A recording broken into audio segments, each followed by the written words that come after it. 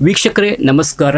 Sports Kannada ಚಾನೆಲ್ನ ವಿಶೇಷ ಕಾರ್ಯಕ್ರಮ ಆಕ್ಷನ್ ರೀಪ್ಲೇ ನೆನಪುಗಳ ಮಾತು ಮಧುರ ಇದರ ಮತ್ತೊಂದು ಸಂಚಿಕೆಗೆ ನಿಮಗೆಲ್ಲರಿಗೂ ಸ್ವಾಗತ. Mahakali home furnitures and interiors ಈ ಕಾರ್ಯಕ್ರಮದ ಪ್ರಾಯೋಜಕರು. ಈ ಕಾರ್ಯಕ್ರಮದಲ್ಲಿ 80-90ರ ದಶಕದ ಟೆನ್ನಿಸ್ ಬಾಲ್ ಕ್ರಿಕೆಟ್ನ ಸುವರ್ಣ ಕ್ಷಣಗಳನ್ನು ಮತ್ತು ಆ ಕಾಲದ ಆಟಗಾರರ ಅನುಭವಗಳನ್ನು, ಅವರ ಕ್ರಿಕೆಟ್ ಪಯಣವನ್ನು, ಜರ್ನಿಯನ್ನು ನಿಮ್ಮ ಮುಂದೆ ತರುವ ಪ್ರಯತ್ನವನ್ನು ನಮ್ಮ ಸ್ಪೋರ್ಟ್ಸ್ ಕನ್ನಡ ಮಾಡ್ತಾ ಇದೆ.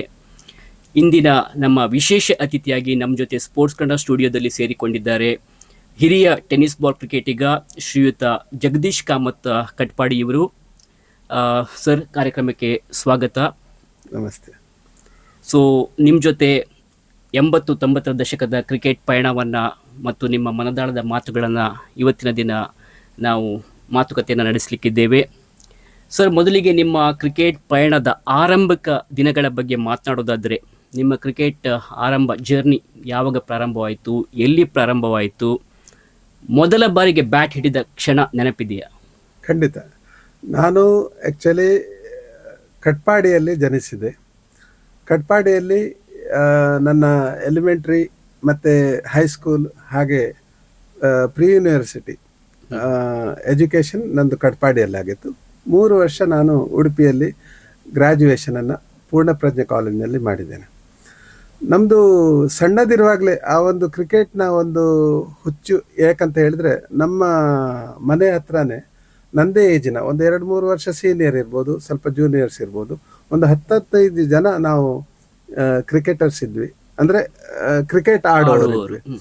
ಹಾಗಾಗಿ ನಾವು ಪ್ರತಿಯೊಂದು, ಈಗ ಸಮ್ಮರ್ ವೆಕೇಷನ್ನಲ್ಲಿ ಕ್ರಿಕೆಟ್ ಆಡೋದು, ಅಲ್ಲಿ ಕ್ರಿಕೆಟ್ ಸೀರೀಸ್ ಮಾಡೋದು, ಮತ್ತು ಅದರದ್ದು ರನ್ ಬರ್ಕೊಳ್ಳೋದು, ತುಂಬ ನಾವು ಸಣ್ಣದಿರುವಾಗಲಿಂದಲೇ ನಾವು ಕ್ರಿಕೆಟ್ ಆಡ್ತಾ ಇದ್ವಿ. ನಾನು ಆ್ಯಕ್ಚುಲಿ ಹೈಸ್ಕೂಲ್ನಲ್ಲಿರುವಾಗ ಫಾಸ್ಟ್ ಬೌಲರು ಆಗಿದ್ದೆ, ಮೀಡಿಯಂ ಪೇಸರ್, ಹಾಗೆ ಒಂದು 2 ಡೌನ್ ಬ್ಯಾಟ್ಸ್ಮನ್ ಆಗಿದ್ದೆ ನಾನು ಇನಿಷಿಯಲಿ.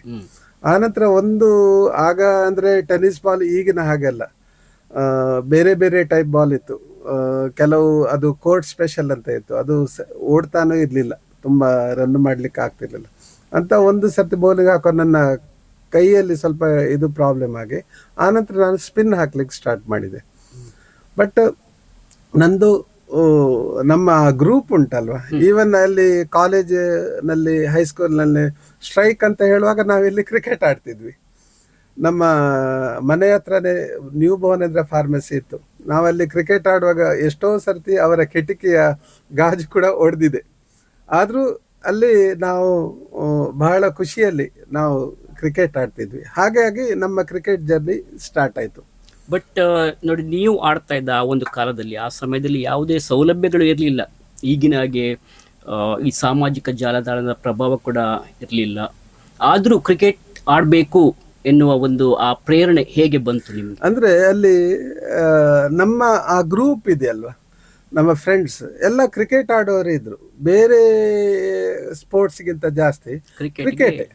ಅದರಿಂದ ಅದನ್ನು ನಾವು ಸಣ್ಣದಿರುವಾಗಲಿಂದಲೂ ನಾವು ಕ್ರಿಕೆಟ್ ಆಡ್ತಿದ್ವಿ. ಅಲ್ಲಿ ಸಣ್ಣ ಗ್ರೌಂಡು ಇತ್ತು ನಮ್ಮದು. ಅಲ್ಲಿ ಹೀಗೆ ನಾವು ಪ್ರತಿ ದಿವಸ ಒಂದು 5 ಗಂಟೆ ಹೇಳುವಾಗ ನಮಗೆ ಸೆಳೆತ ಕ್ರಿಕೆಟ್ ಆಡುವಂಥದ್ದು, ಕ್ರಿಕೆಟ್ ಆಡ್ತಿದ್ವಿ. ಹಾಗಾಗಿ ನಮ್ಮದು ಆ ಕ್ರಿಕೆಟ್ ಮೇಲೆ ಹೆಚ್ಚು ನಮ್ಮದು ವ್ಯಾಮೋಹ ಹೋಯಿತು. ಈಗ ಜಗದೀಶ್ ಕಾಮತ್ ಅವರಿಗೆ ಕ್ರಿಕೆಟ್ ಅಂದರೆ ಏನು? ಕೇವಲ ಒಂದು ಜೀವನ ಶೈಲಿಯೋ, ಅಥವಾ ಅದೊಂದು ಇಮೋಷನ್, ಭಾವನೆಯೋ, ಅಥವಾ ಜಸ್ಟ್ ಒಂದು ಕ್ರೀಡೆ? ಇಲ್ಲ, ಕ್ರಿಕೆಟ್ ಅಂತ ಹೇಳಿದರೆ ಕ್ರೀಡೆ ಖಂಡಿತ ಹೌದು, ಬಟ್ ಅದು ಡಿಗ್ನಿಫೈಡ್ ಗೇಮ್. ಅದು ಜೀವನಕ್ಕೆ ಹೋಲಿಸಿದರೆ ಅದು ಜೀವನ ಕೂಡ ಹೌದು ನನ್ನ ಲೆಕ್ಕದಲ್ಲಿ. ಯಾಕಂತ ಹೇಳಿದರೆ, ಈಗ ನೀವು ಉದಾಹರಣೆಗೆ ಟೆಸ್ಟ್ ಕ್ರಿಕೆಟನ್ನು ನೋಡಿದರೆ ಅದು ಅಲ್ಲಿ ಪೇಷನ್ಸು ಬೇಕು, ಮತ್ತು ಟೆಕ್ನಿಕ್ಕು ಬೇಕು ಅದರಲ್ಲಿ, ಮತ್ತು ರೆಸಿಲಿಯನ್ಸ್ ಇದೆ ಅದು ಬೇಕು. ಮತ್ತು ಅದರಲ್ಲಿ ಹೇಗಂತ ಹೇಳಿದ್ರೆ, ಟೆಸ್ಟ್ ಕ್ರಿಕೆಟ್ 2 ಇನ್ನಿಂಗ್ಸ್ ಇರುತ್ತೆ. ಒಂದು ಇನ್ನಿಂಗ್ಸ್ನಲ್ಲಿ ನೀವು ಹೆಚ್ಚು ಇದು ಮಾಡಲಿಕ್ಕೆ ಆಗದಿದ್ರು ಸೆಕೆಂಡ್ ಇನ್ನಿಂಗ್ಸ್ನಲ್ಲಿ ನೀವು, ಅದು ಕೂಡ ಒಂದು ಜೀವನಕ್ಕೆ ಒಂದು ಪಾಠ. ಇದಕ್ಕೆ ನಾನು ದೊಡ್ಡ ಉದಾಹರಣೆ ಹೇಳಬೇಕಂತ ಹೇಳಿದರೆ, ಕಲ್ಕತ್ತಾದ ಒಂದು ಆಸ್ಟ್ರೇಲಿಯಾದ ಅಗೇನ್ಸ್ಟ್ ಮ್ಯಾಚಲ್ಲಿ ನಾವು ಆ್ಯಕ್ಚುಲಿ ನಮ್ಮ ಭಾರತ ತಂಡ ಹಿಂದೆ ನಮಗೆ ಫಾಲೋ ಆನ್ ಕೊಟ್ಟಿದ್ರು. ಆದರೆ ಅಲ್ಲಿ ಲಕ್ಷ್ಮಣ್ ಮತ್ತು ದ್ರಾವಿಡ್ ಆಡಿ, ಮತ್ತು ಸೆಕೆಂಡ್ ಇನ್ನಿಂಗ್ಸಲ್ಲಿ ಹರ್ಭಜನ್ ಸಿಂಗ್ ಬೌಲಿಂಗಲ್ಲಿ ನಾವು ವಿನ್ನು ಕೂಡ ಆಗಿದ್ದೇವೆ. ಸೊ ಇದು ದೊಡ್ಡ ಎಕ್ಸಾಂಪಲ್. ಆ್ಯಕ್ಚುಲಿ ಇದು ನಮ್ಮ ಯಾವುದೇ ಒಂದು ಯಂಗ್ಸ್ಟರ್ ಹ್ಮ್. ಜೀವನದಲ್ಲಿ ಏನಾದರೂ ಸಾಧಿಸ್ಬೇಕಂತ ಹೇಳಿದ್ರೆ ಇದೊಂದು ದೊಡ್ಡ ಪಾಠ ಅಂತ ನಾನು ಎಣಿಸ್ತೇನೆ. ಹಾಗೆ ಭಾವನೆ ಖಂಡಿತ, ಯಾಕಂದ್ರೆ ಇವತ್ತು ನನ್ನನ್ನು ಗುರುತಿಸ್ತಾರೆ ಯಾಕಂತ ಹೇಳಿದ್ರೆ ನಾನು ಕ್ರಿಕೆಟ್ ಆಡಿದ್ರಿಂದ. ಅದರಿಂದ ಫ್ರೆಂಡ್ ಸರ್ಕಲ್ ಬಿಲ್ಡಪ್ ಆಗಿದೆ. ಖಂಡಿತವಾಗಿಯೂ 4 ಜನರ ಹತ್ರ ನಾವು ಗುರುತಿಸಿಕೊಂಡದ್ದು ಕ್ರಿಕೆಟ್ನಿಂದ ಅಂತ ನಾನು ಹೇಳ್ತೇನೆ. ಎಸ್, ಇಷ್ಟು ವರ್ಷಗಳ ನಂತರವೂ ಕೂಡ ಕ್ರಿಕೆಟ್ ಬಗ್ಗೆ ಮಾತನಾಡುವಾಗ ನಿಮ್ಮ ಕಣ್ಣಲ್ಲಿ ಆ ಹೊಳಪು ಕಾಣಿಸ್ತಾ ಇದೆ. ಸೊ ನಿಮಗೆ cricket is not just a game, it's an emotion. Yes, ಖಂಡಿತ. Gentleman game. ಎಸ್. ಸರಿ, ಯಾವೆಲ್ಲ ತಂಡಗಳನ್ನು ನೀವು ಟೆನ್ನಿಸ್ ಬಾಲ್ ಕ್ರಿಕೆಟ್ನಲ್ಲಿ ಪ್ರತಿನಿಧಿಸಿದ್ದುಂಟು?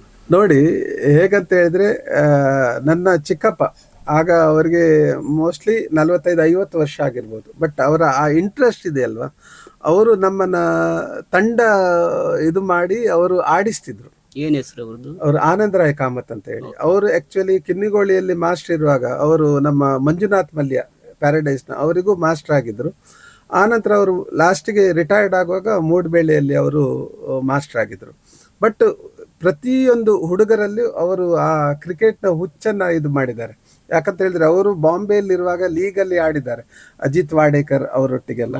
ಅಂತ ಒಂದು ಅವರದ್ದು ಆ ಕ್ರಿಕೆಟ್ನ ಉತ್ಸಾಹ ನಿಮ್ಮ ಕಟ್ಪಾಡಿಯವರೇ?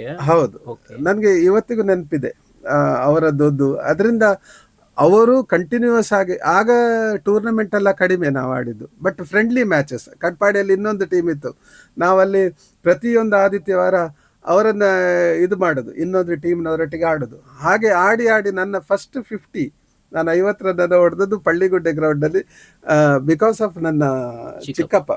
ನಾನು ಕೇಳ್ತೆ ಅವರು ಮತ್ತೆ ಟ್ರಯಾಂಗ್ಯುಲರ್ ನಮ್ದು ಮತ್ತೆ ಪಾಯನಿಯರ್ ಟೀಮ್, ಒಂದು 3 ಟೀಮ್ ನಮ್ದು ಟ್ರಯಾಂಗ್ಯುಲರ್ ಕ್ರಿಕೆಟು ಆಗ್ತಿತ್ತು.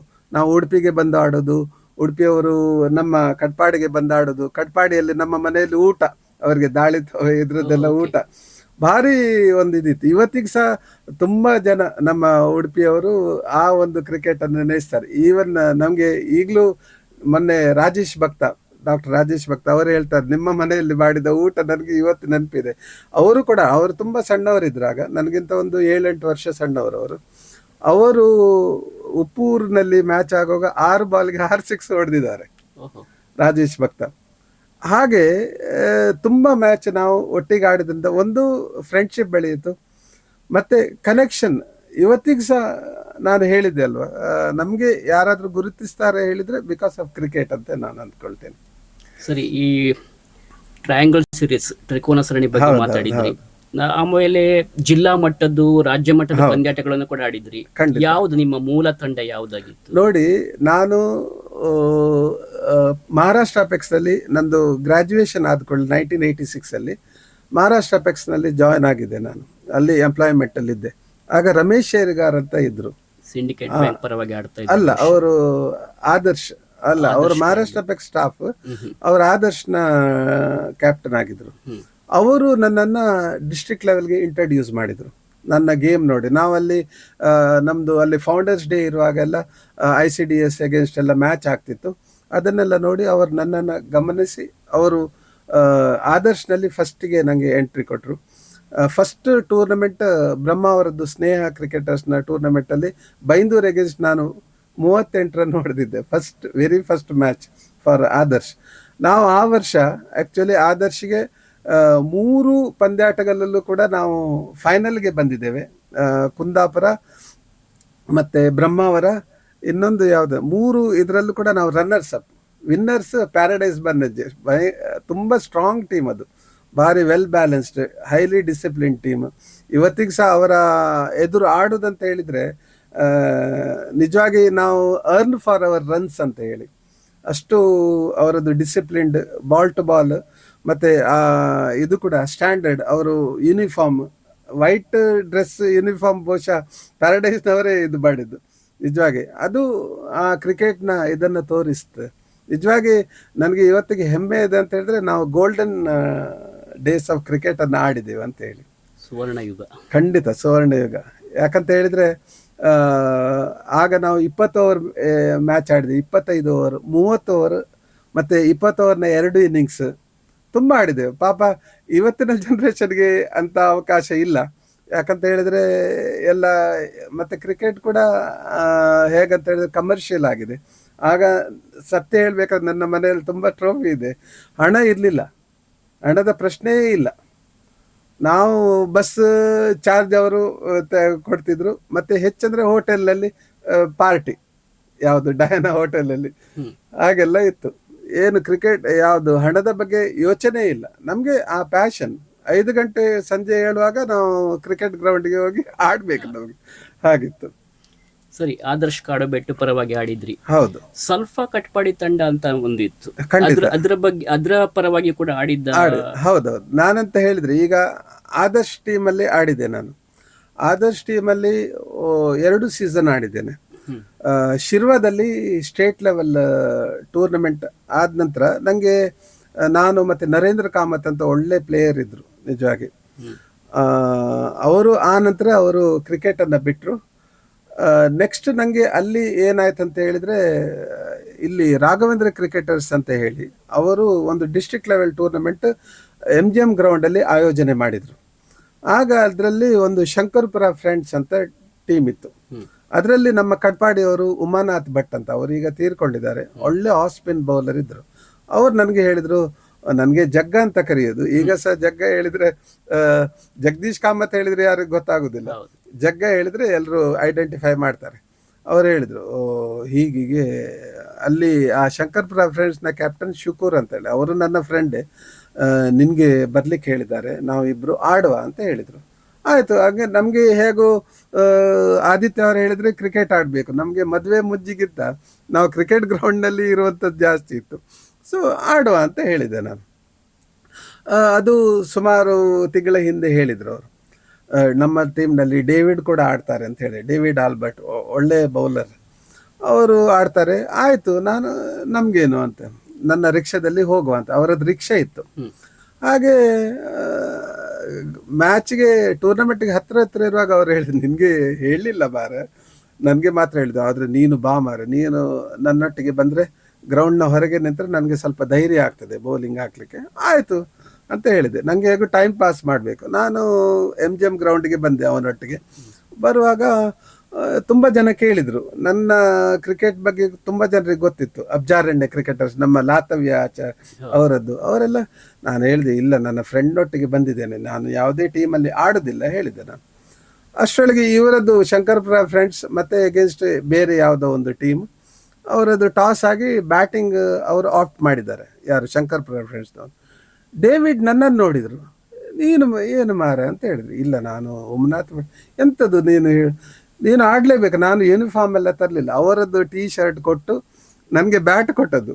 ನಮ್ಮ ಶಂಕರ್ಪುರ ಫ್ರೆಂಡ್ಸ್ನ ಕ್ಯಾಪ್ಟನ್ ಮೇಲೆ ಕಡೆಗೆ ನೋಡ್ತಾ ಇದ್ದಾರೆ, ಏನು ಕತೆ ಅಂತ ಹೇಳಿ.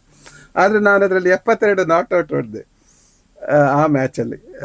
ಡೇವಿಡ್ 60 ನೋಡಿದ್ರು. ಆ ಸೀರೀಸಲ್ಲಿ ನಾನು ಸೆಮಿಫೈನಲಲ್ಲಿ ಮಾತ್ರ ಔಟ್, ನಾನು 39 ರನ್.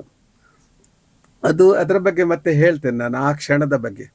ಬಟ್ ನಾನು ಅದರಲ್ಲಿ 250 ರನ್ ಮಾಡಿದ್ದೇನೆ 4 ಮ್ಯಾಚಲ್ಲಿ, 4-5 ಮ್ಯಾಚಲ್ಲಿ ನಾನು ಅಷ್ಟು ಹೊಡೆದಿದ್ದೇನೆ. ನಮಗೆ ಮ್ಯಾನ್ ಆಫ್ ದ ಸೀರೀಸ್ ಒಂದು ಕಪ್ಪು ಕೂಡ ಸಿಕ್ಕಿದೆ. ಅಂದರೆ ಆ ನಂತರ ಏನಾಯಿತು, ಅಲ್ಲಿ ಮ್ಯಾಚ್ ನಾವು ಚೇತನ ಅವರು ನಮ್ಮ ಸೆಮಿಫೈನಲಲ್ಲಿ ವಿನ್. ಅವರಿಗೆ ನೆಕ್ಸ್ಟ್ ಬೈಂದೂರು ಟೂರ್ನಮೆಂಟ್ ಇತ್ತು. ಚೇತನದವರು ಆ್ಯಕ್ಚುಲಿ ನನ್ನ ಕ್ಲಾಸ್ಮೇಟ್ ಜಗದೀಶ್ ನಾಯಕ್ ಅಂತ, ಅವರು ಒಳ್ಳೆ ಹಿಟ್ಟರ್ ಆಗಿದ್ರು, ಅವರು ಕ್ಯಾಪ್ಟನ್ ಅವರು ಚೇತನದ್ದು. ಅವರು ಡೇವಿಡ್ ಹತ್ರ ಹೇಳಿದರು, ನೀವು ಮತ್ತು ಜಗದೀಶ್ ಕಾಮತ್ ನಮ್ಮದರಲ್ಲಿ ಜಗ್ಗ ಆಡಲಿ ಅಂತ ಹೇಳಿ. ಸೊ ಡೇವಿಡ್ ನನ್ನ ಹತ್ರ ಹೇಳಿದ್ರು, ಜಗ್ಗ ನಾವು ಆಡುವ ಅಂತ ಹೇಳಿ. ಸೊ ನನಗೆ ಆಡಬೇಕಿತ್ತು. ನೆಕ್ಸ್ಟ್ ಬೈಂದೂರಿನಲ್ಲಿ ಕೂಡ ಹಾಗೆ ನಾನು ಚೇತನದಲ್ಲಿ ಆಡಿದೆ. ಅಲ್ಲಿ ಫಸ್ಟ್ 2 ಮ್ಯಾಚಲ್ಲೂ ನಾನು ಮ್ಯಾನ್ ಆಫ್ ದ ಮ್ಯಾಚ್. ಅಲ್ಲಿ ನಾವು ಫಸ್ಟ್ ಟೈಮ್ ಪ್ಯಾರಡೈಸನ್ನು ಫೈನಲ್ನಲ್ಲಿ ಡಿಫೀಟ್ ಮಾಡಿದ್ದೇವೆ. ಅದೊಂದು ನಿಜವಾಗಿ ಪ್ಯಾರಡೈಸನ್ನು ಡಿಫೀಟ್ ಮಾಡೋದಂತ ಹೇಳಿದ್ರೆ ಬಲಿಷ್ಠ ತಂಡ. ಆದರೆ ಅದು ಎಷ್ಟು ಸ್ಟ್ರಾಂಗ್ ಟೀಮ್ ಅಂತ ಹೇಳಿದರೆ, ಅದು ಗಾಯಗೊಂಡ ಹುಲಿ. ಆಯಿತು, ವೆರಿ ನೆಕ್ಸ್ಟ್ ಟೂರ್ನಮೆಂಟಲ್ಲಿ ಅವರು ನಮಗೆ ಫಸ್ಟ್ ರೌಂಡ್ನಲ್ಲಿ ಡಿಫೀಟ್ ಮಾಡಿದ್ದಾರೆ. ವೆರಿ ಫಸ್ಟ್ ರೌಂಡಲ್ಲಿ, ಹೌದು, ಡಿಫೀಟ್ ಮಾಡಿದ್ದಾರೆ. ಅದು ಕೂಡ ನನಗೆ ಅಂದರೆ ಅವರನ್ನು ಡಿಫೀಟ್ ಮಾಡೋದು ಅಷ್ಟು ಸುಲಭ ಇಲ್ಲ. ಬಟ್ ಆ ದಿವಸ ಅದು ಕೂಡ ಜಗದೀಶ್ ನಾಯಕ್ ತುಂಬ ಒಳ್ಳೆ ಆಡಿದರು ಅವರು. ಅವರು ಎಲ್ಲರ ಬೌಲಿಂಗ್ಗೆ ಫೈನಲ್ನಲ್ಲಿ ಸಿಕ್ಸ್ ಎಲ್ಲ ಹೊಡೆದು ಅವರು ವಿನ್ ಮಾಡಿಸ್ಕೊಟ್ರು, ಯಾರು ಪ್ಯಾರಡೈಸ್ ಅಗೇನ್ಸ್ಟ್. ಸೊ ಅದೊಂದು ವಿಕ್ಟ್ರಿ ನನಗೆ ಬಹಳ ಒಂದು ಖುಷಿ ತಂದಿದೆ, ಯಾಕಂದರೆ ಪ್ಯಾರಡೈಸ್ ಅಂತ ಬಲಿಷ್ಠ ತಂಡವನ್ನು ನಾವು ಸೋಲಿಸಿದ್ದು. ಸೊ ಆದರ್ಶ್ ಕಾಡಬೆಟ್ಟು ಆಯಿತು, ಸಲ್ಫಾ ಕಟ್ಪಾಡಿ. ಆಮೇಲೆ ನಾನು ನೋಡಿದ್ದೀನಿ ನೀವು ಸನ್ನಿಗಾಗಿ ಆಡ್ತಾ ಇದ್ದೀರಿ, ಸನ್ನಿ ಉಡುಪಿ ತಂಡಕ್ಕೆ ಕೂಡ ಆಡಿದ್ದೀರಾ. ಈ ಸನ್ನಿ ಜೊತೆ ನಿಮ್ಮ ಸಂಪರ್ಕ ಹೇಗೆ ಶುರುವಾಯಿತು? ಮತ್ತೆ ಆ ತಂಡದ ಅದಕ್ಕೆ, ಯಾಕೆಂದ್ರೆ ಸನ್ನಿ ಉಡುಪಿ ಅಂದ್ರೆ ರಾಜ್ಯ ಮಟ್ಟದಲ್ಲೇ ಒಂದು ಬಲಿಷ್ಠ ತಂಡವಾಗಿತ್ತು, ನಂಬರ್ 1 ಟೀಮ್ ಆಗಿತ್ತು. ಸೊ ಆ ತಂಡದ ಜೊತೆಗಿನ ಬಂಧ ಅಥವಾ ಬಾಂಧವ್ಯ ಹೇಗಿತ್ತು? ಖಂಡಿತ, ಯಾಕಂತ ಹೇಳಿದ್ರೆ ನನ್ನ ಲಾಸ್ಟಿಗೆ ನಾನು ಅಲ್ಲಿ ಇನ್ ಬಿಟ್ವೀನ್ ನಾನು ಏನಂತ ಹೇಳಿದ್ರೆ ನಮ್ಮದು ಚೇತನ ಆದ ನಂತರ ನಾನು ಸಲ್ಪಾ ಟೀಮ್ಗೆ ಆಡಿದೆ, ನಾನು ಕ್ಯಾಪ್ಟನ್ನು ಆಗಿದ್ದೆ. ಸಲ್ಪಾ ಟೀಮಲ್ಲಿ ನಾವು ಬ್ರಹ್ಮಾವರ ರಾಜ್ಯ ಮಟ್ಟದಲ್ಲಿ ನಾವು ಟೂರ್ನಮೆಂಟ್ನಲ್ಲಿ ನಾವು ರನ್ನರ್ಸ್ ಅಪ್ ಆಗಿದ್ವಿ. ಮತ್ತು ಪಡುಬಿದ್ರೆಯಲ್ಲಿ ಕ್ವಾರ್ಟರ್ ಫೈನಲ್ಸಲ್ಲಿ ನಾವು, ಅದು ಫಸ್ಟ್ ಫ್ಲಡ್ ಲೈಟ್ ಪಡುಬಿದ್ರೆ ಕ್ರಿಕೆಟರ್ಸ್ನವರು ಆರ್ಗನೈಸ್ ಮಾಡಿದ್ದು. ಅದರಲ್ಲಿ ನಾವು ಕೋಲಾರ ಅಗೇನ್ಸ್ಟ್ ನಾವು ಡಿಫೀಟ್ ಆದ್ವಿ. ಆನಂತರ ಇನ್ನೊಂದು ಫ್ಲಡ್ ಲೈಟ್ ಕುಂದಾಪುರದಲ್ಲಿ ಚಕ್ರವರ್ತಿಯವರು ಮಾಡಿದರು. ಅದರಲ್ಲಿ ಪೆಟ್ ಸ್ಪೋರ್ಟ್ಸ್ ಅಗೇನ್ಸ್ಟ್, ನನಗೆ ಇವತ್ತಿಗೂ ಸಹ ಅದು ನೆನಪಾಗ್ತದೆ ಆ ಕ್ಷಣ. ಅಲ್ಲಿ ಏನಾಯ್ತಂತ ಹೇಳಿದರೆ, ನಮ್ಮದ್ರಲ್ಲಿ ಮ್ಯೂಚುವಲ್ ಅಂಡರ್ಸ್ಟ್ಯಾಂಡಿಂಗ್ ಇತ್ತು. ಪಡುಬಿದ್ರೆ ಕ್ರಿಕೆಟರ್ಸ್ನದ್ದು ಪ್ಲೇಯರ್ಸ್ ನಮ್ಮ ಮ್ಯಾಚ್ನಲ್ಲಿ ಆಡಬೇಕು. ಅಲ್ಲಿ ಮ್ಯಾಚ್ ಆಗುವಾಗ ನಾನು ಮತ್ತು ಮುನ್ನ ಅಂತ ಹೇಳಿ ಒಬ್ಬರು ಒಳ್ಳೆ ಬೌಲರ್ ಇದ್ದರು, ನಾವಿಬ್ಬರು ಆಡ್ತಿದ್ವಿ. ನಮಗೆ ಕುಂದಾಪುರದಲ್ಲಿ first match pet sports against 6:30ಗೆ. ಅಲ್ಲಿ ಏನಂತ ಹೇಳಿದರೆ 2 ಮ್ಯಾಚ್ ಪಡುಬಿದ್ರೆಯಲ್ಲಿ ಇತ್ತು. ಆಗ 11 overs ಮ್ಯಾಚ್, ಒಬ್ಬೊಬ್ರು ಒಂದೊಂದು ಓವರ್ ಹಾಕ್ಬೇಕಿತ್ತು. ಅದು ಹೆಚ್ಚು ಇದಾಗಲಿಲ್ಲ, ಕ್ಲಿಕ್ ಆಗಲಿಲ್ಲ ಆ ಒಂದು ಕಾನ್ಸೆಪ್ಟ್. ಅದರಲ್ಲಿ ನಾನು ಹೇಳಿದೆ ಸುಕುಮಾರ್ ಹತ್ರ, ಸೆಕೆಂಡ್ ಮ್ಯಾಚ್ ನಾವು ಆಡೋದು ಬೇಡ, ಅದು 4:30ಗೆ ಇಲ್ಲಿ ನಮಗೆ ಕಷ್ಟ ಆಗ್ತದೆ ಅಂತ ಹೇಳಿ. ಆಯ್ತಂತ ಹೇಳಿದರು ಅವರು. ಫಸ್ಟ್ ಮ್ಯಾಚ್ ನಾವು ವಿನ್ ಆದ್ವಿ. ಸೆಕೆಂಡ್ ಮ್ಯಾಚ್ ಅಗೇನ್ಸ್ಟ್ ಕಾಪು, ಅವರಿಗೆ ನಾನು ಹೇಳಿದ್ದೇನೆ, ನೀವು ಆ ಮ್ಯಾಚ್ ನಾವು ನೆಕ್ಸ್ಟ್ ಟೈಮ್ ಆಡುವ, ಈಗ ನಾವು ಕುಂದಾಪುರಕ್ಕೆ ಹೋಗುವ ಅಂತೇಳಿ. ಸುಕುಮಾರ್ ಇಲ್ಲ, ನಾವು ಆಡುವ, 11 over ಮ್ಯಾಚ್ ಅಲ್ಲ ಅಂತ ಹೇಳಿದರು. ಅಲ್ಲಿ ಆಡಿದ್ರು ಅವರು, ಬೇಕಂತಲೇ ಡಿಲೇ ಮಾಡಿದ್ರು ಸ್ವಲ್ಪ, ಯಾರು ಅಗೇನ್ಸ್ಟ್ ಟೀಮ್ನವರು, ನಾವು ಹೋದ್ರೆ ಹೋಗ್ಲಿ ಅಂತ ಹೇಳಿ. ಅವರದ್ದು ಕಮ್ಮಿ ಸ್ಕೋರ್, ಎಷ್ಟಂತ ನನಗೆ ಈಗ ಸರಿ ನೆನಪಾಗೋದಿಲ್ಲ. ನಾವು ಚೇಸಿಂಗ್ ಆಗುವಾಗ ಏನಂತ ಹೇಳಿದರೆ, ನನಗೆ ಅವರ ಮೇಲೆ ಸಿಟ್ಟಿತ್ತು ಸ್ವಲ್ಪ. ನಾನು ಒಂದು ಸೈಡ್ ಕೀಪ್ ಅಪ್ ಮಾಡಿದ್ದೇನೆ, ಆಡ್ತಾ ಇದ್ದೆ. ಒಂದು ಬಾಲ್ ಇನ್ನೊಂದು 4-5 ರನ್ ಆಗಬೇಕು, ಹೊಡಿಬೇಕಂತ ಹೇಳುವಾಗ ಬ್ಯಾಟ್ನ ಶೋಲ್ಡ್ರ್ ಎಜ್ಜಾಗಿ ನನಗೆ ಇವತ್ತಿಗೆ ಸಹ ಇಲ್ಲಿ ಇದು ಪೆಟ್ಟಾಗಿದೆ. ನನಗೆ ಬಾಲ್ ಡೈರೆಕ್ಟ್ ನನ್ನ ಕಣ್ಣಿಗೆ ಬಿತ್ತು. ನಾನು ಬಿದ್ದು ಅಲ್ಲಿ ಆಲ್ಮೋಸ್ಟ್ ಬ್ಲೈಂಡ್, ಮತ್ತು ಐಸೆಲ್ಲ ಹಾಕಿ ನನಗೆ ಇಲ್ಲಿ ಕುಂದಾಪುರದ ಟೆನ್ಷನ್. ಯಾಕಂತ ಹೇಳಿದರೆ, ನಾವು ಮುಂಚೆ ಹೇಗಂತ ಹೇಳಿದರೆ ಫ್ರೆಂಡ್ಲಿ ಮ್ಯಾಚ್ ಆದರೂ ಅರ್ಧ ಗಂಟೆ ಮೊದಲು ನಾವು ಗ್ರೌಂಡಲ್ಲಿ ಇರ್ತಿದ್ವಿ. ಇಲ್ಲಿ ನಮ್ಮಿಂದ ಡಿಲೇ ಆಗ್ತಾ ಇದೆ. ಸುಕುಮಾರದ್ದು ಜೀಪ್, ನಾವು ಥ್ರೂಔಟ್ ದ ಜರ್ನಿ, ಅವರು ಇವತ್ತಿಗೆ ಸಹ ನೆನಪು ಮಾಡ್ಕೊಳ್ತಾರೆ, ನಾನು ಮಾತಾಡಲಿಲ್ಲ ಅವ್ರ ಹತ್ರ, ಯಾಕಂದರೆ ನನಗೆ ನಾವು ಡಿಲೇ ಮಾಡ್ತಾ ಇದ್ವಿ ಅಂತೇಳಿ. ನಾವು ಅಲ್ಲಿ ಹೋಗುವಾಗ ಅದ್ರ ಕೂಡ ಪೆಟ್ ಸ್ಪೋರ್ಟ್ಸಲ್ಲಿ ಒಳ್ಳೊಳ್ಳೆ ಪ್ಲೇಯರ್ಸ್, ಒಳ್ಳೆ ಟಾಪ್ ಕ್ಲಾಸ್ ಕ್ರಿಕೆಟರ್ಸ್. ಅದರಲ್ಲಿ ಸುಧಾಕರ್ ಅಂತ, ಅವರು ಸಿಂಡಿಕೇಟ್ ಬ್ಯಾಂಕ್ ರೆಪ್ರೆಸೆಂಟ್ ಮಾಡಿ, ಡೇವಿಡ್ ಆಲ್ಬರ್ಟ್ ಕೂಡ ಅದರಲ್ಲಿ ಆಡಿದ್ದಾರೆ ಆ ಒಂದು ಟೂರ್ನಮೆಂಟಲ್ಲಿ. ಅಲ್ಲಿ ಹೋಗುವಾಗ 6 ಓವರಲ್ಲಿ 10 ರನ್ 4 ವಿಕೆಟ್ ನಮ್ಮ ಸ್ವಲ್ಪ. ನಾಗರಾಜ್ ಕಿಡಿ ಅಂದರೆ ರನ್ಔಟ್ ಎಲ್ಲ ಆಗಿ ಸುಮಾರು ಪ್ರಾಬ್ಲಮ್ ಆಗಿದೆ. ನಾನು ಸೀದಾ ಬ್ಯಾಟ್ ಹಿಡ್ಕೊಂಡು ಹೋದೆ. ನಾನು ಮತ್ತು ಪ್ರಭಾಕರ್ ಅಂತ ಇದ್ದರು, ನಮ್ಮ ಉದಯ್, ಅವರು ಪಡುಬಿದ್ರೆ ಕ್ರಿಕೆಟರ್ಸ್ ಎಲ್ಲ ಆಡ್ತಿದ್ರು ಸುಕುಮಾರ್ ಒಟ್ಟಿಗೆ. ನಾನು ಮತ್ತೆ ಆಡಿ 51 ರನ್ ನಾವು ಹೊಡೆದಿದ್ದೇವೆ, 15 ಓವರಲ್ಲಿ. ಆಗ 15 ಓವರ್ನ ಟೂರ್ನಮೆಂಟ್ ಅದು. ಮತ್ತು ನಮ್ಮ ಕಟ್ಪಾಡಿಯಲ್ಲಿ ರಘುಪತಿ ಕಾಮತ್ ಅಂತ ಒಳ್ಳೆ ಸ್ವಿಂಗ್ ಬೌಲರ್, ಅವರು ಒಳ್ಳೆ ವಿಕೆಟ್, 1-2 ವಿಕೆಟ್ ತೆಗೆದ್ರು. ಆದರೆ ವಿಜಯ್ ಅಂತ ಹೇಳಿ ಸುಧಾಕರ್ ತಮ್ಮ, ಅವರೆಲ್ಲ ಆಡಿ ಅವರದ್ದು ಲಾಸ್ಟ್ ಓವರಲ್ಲಿ ಹೇಗಂತ ಹೇಳಿ ಈಕ್ವೇಷನ್ ಏನಾಯ್ತು ಅಂತ ಹೇಳಿದ್ರೆ, 2 ರನ್ 5 ವಿಕೆಟ್ ಅವರ ಕೈಯಲ್ಲಿ ಉಂಟು. ಲಾಸ್ಟ್ ಬಾಲ್ಗೆ, ಪ್ರೀವಿಯಸ್ ಓವರಲ್ಲಿ ಲಾಸ್ಟ್ ಬಾಲ್ಗೆ 1 ವಿಕೆಟ್ ಹೋಗಿದೆ, ಇನ್ನು 2 ಆಲ್ಮೋಸ್ಟ್ ಅದು ಹೇಗಂತ ಹೇಳಿದ್ರೆ ನಾವು ಕೈ ಬಿಟ್ಟ ಹಾಗೆ. 2 ರನ್ ಮಾತ್ರ, 5 ವಿಕೆಟ್ ಉಂಟು. ಆದರೆ ಅಲ್ಲಿ ನಮ್ಮ ಕಟ್ಪಾಡಿಯ ಮುನ್ನ ಅಂತ ಇದ್ರು, ಅವರು ಬೌಲಿಂಗ್ ಹಾಕ್ಲಿಕ್ಕೆ ನನಗೆ ಒಂದು ಸ್ಟ್ರೈಕ್ ಆಯಿತು. ಯಾಕೆ ಸ್ಪಿನ್ನರ್ಗೆ ಕೊಡಬಾರ್ದು ಅಂತ ಹೇಳಿ ಅಲ್ಲಿ ದೀಪಕ್ ಅಂತ ಬರ್ತಿದ್ರು. ದೀಪಕ್ ಸ್ವಲ್ಪ ಹಾರ್ಡ್ ಹಿಟ್ಟರ್ ಅವರು ಆ ಟೀಮಲ್ಲಿ. ನಾನು ಒಂದು ಹೇಗೂ ನಾವು ಡಿಫೀಟ್ ಅಂತ ಮನಸ್ಸಲ್ಲಿ ಉಂಟಲ್ಲ, ಒಂದು ಗ್ಯಾಂಬಲ್ ಮಾಡುವ ಹೇಳಿ ಸುಕುಮಾರಿಗೆ ಬೌಲಿಂಗ್ ಕೊಟ್ವಿ. ಅವರು ಒಳ್ಳೆ ಸ್ಪಿನ್ನರ್, ಫ್ಲೈಟ್ ಮಾಡಿ ಕೊಡ್ತಾರೆ. ನೀವು ನಂಬ್ತೀರಾದ್ರೆ 4 ಬಾಲ್ಗೆ 3 ವಿಕೆಟ್ ಹೋಯ್ತು ಅವರದ್ದು. ಆಗ 2 ಬಾಲ್ಗೆ 2 ರನ್ ಬೇಕಿನ್ನು. ಡೇವಿಡ್ ಬ್ಯಾಟ್ಸ್ಮನ್ ಬಂದರು. ಇವತ್ತಿಗೆ ಸಹ ಅಲ್ಲಿ ನನಗೆ ಅದು ನೆನಪಾಗ್ತದೆ. ನಂದು ಮತ್ತು ಉದಯ ಕ್ಯಾಪ್ಟನ್. ನಾನು ಸುಕುಮಾರ್ಗೆ ಹೇಳಿದೆ, 4 ಬಾಲ್ ಹೇಗೆ ಹಾಕಿದ್ದೀರಿ ಅದೇ ರೀತಿ ಹಾಕಿ. ಆ ಫ್ಲೈಟ್ ಮಾಡಿದ್ರೆ ಡೇವಿಡ್ ಸ್ಪಿನ್ನಿಗೆ ಆಡೋದಿಲ್ಲ, 100% ಆಡೋದಿಲ್ಲ. ನಾನು ಕೀಪಿಂಗ್ ನಿಂತಿದ್ದೇನೆ, ಸ್ಟಂಪ್ ಔಟ್ ಆಗ್ತಾರೆ, ನಮಗೆ ಚಾನ್ಸ್ ಉಂಟು ಒಂದು ಅಂತೇಳಿ. ಉದಯ್ ಬಂದು ಹೇಳಿದ್ರು, ನೀವು ಯಾರ್ಕ್ ಹಾಕಿ ಹೇಳಿದ್ರು. ಆ್ಯಕ್ಚುಲಿ ಅವರು ಸ್ಪಿನ್ನರ್.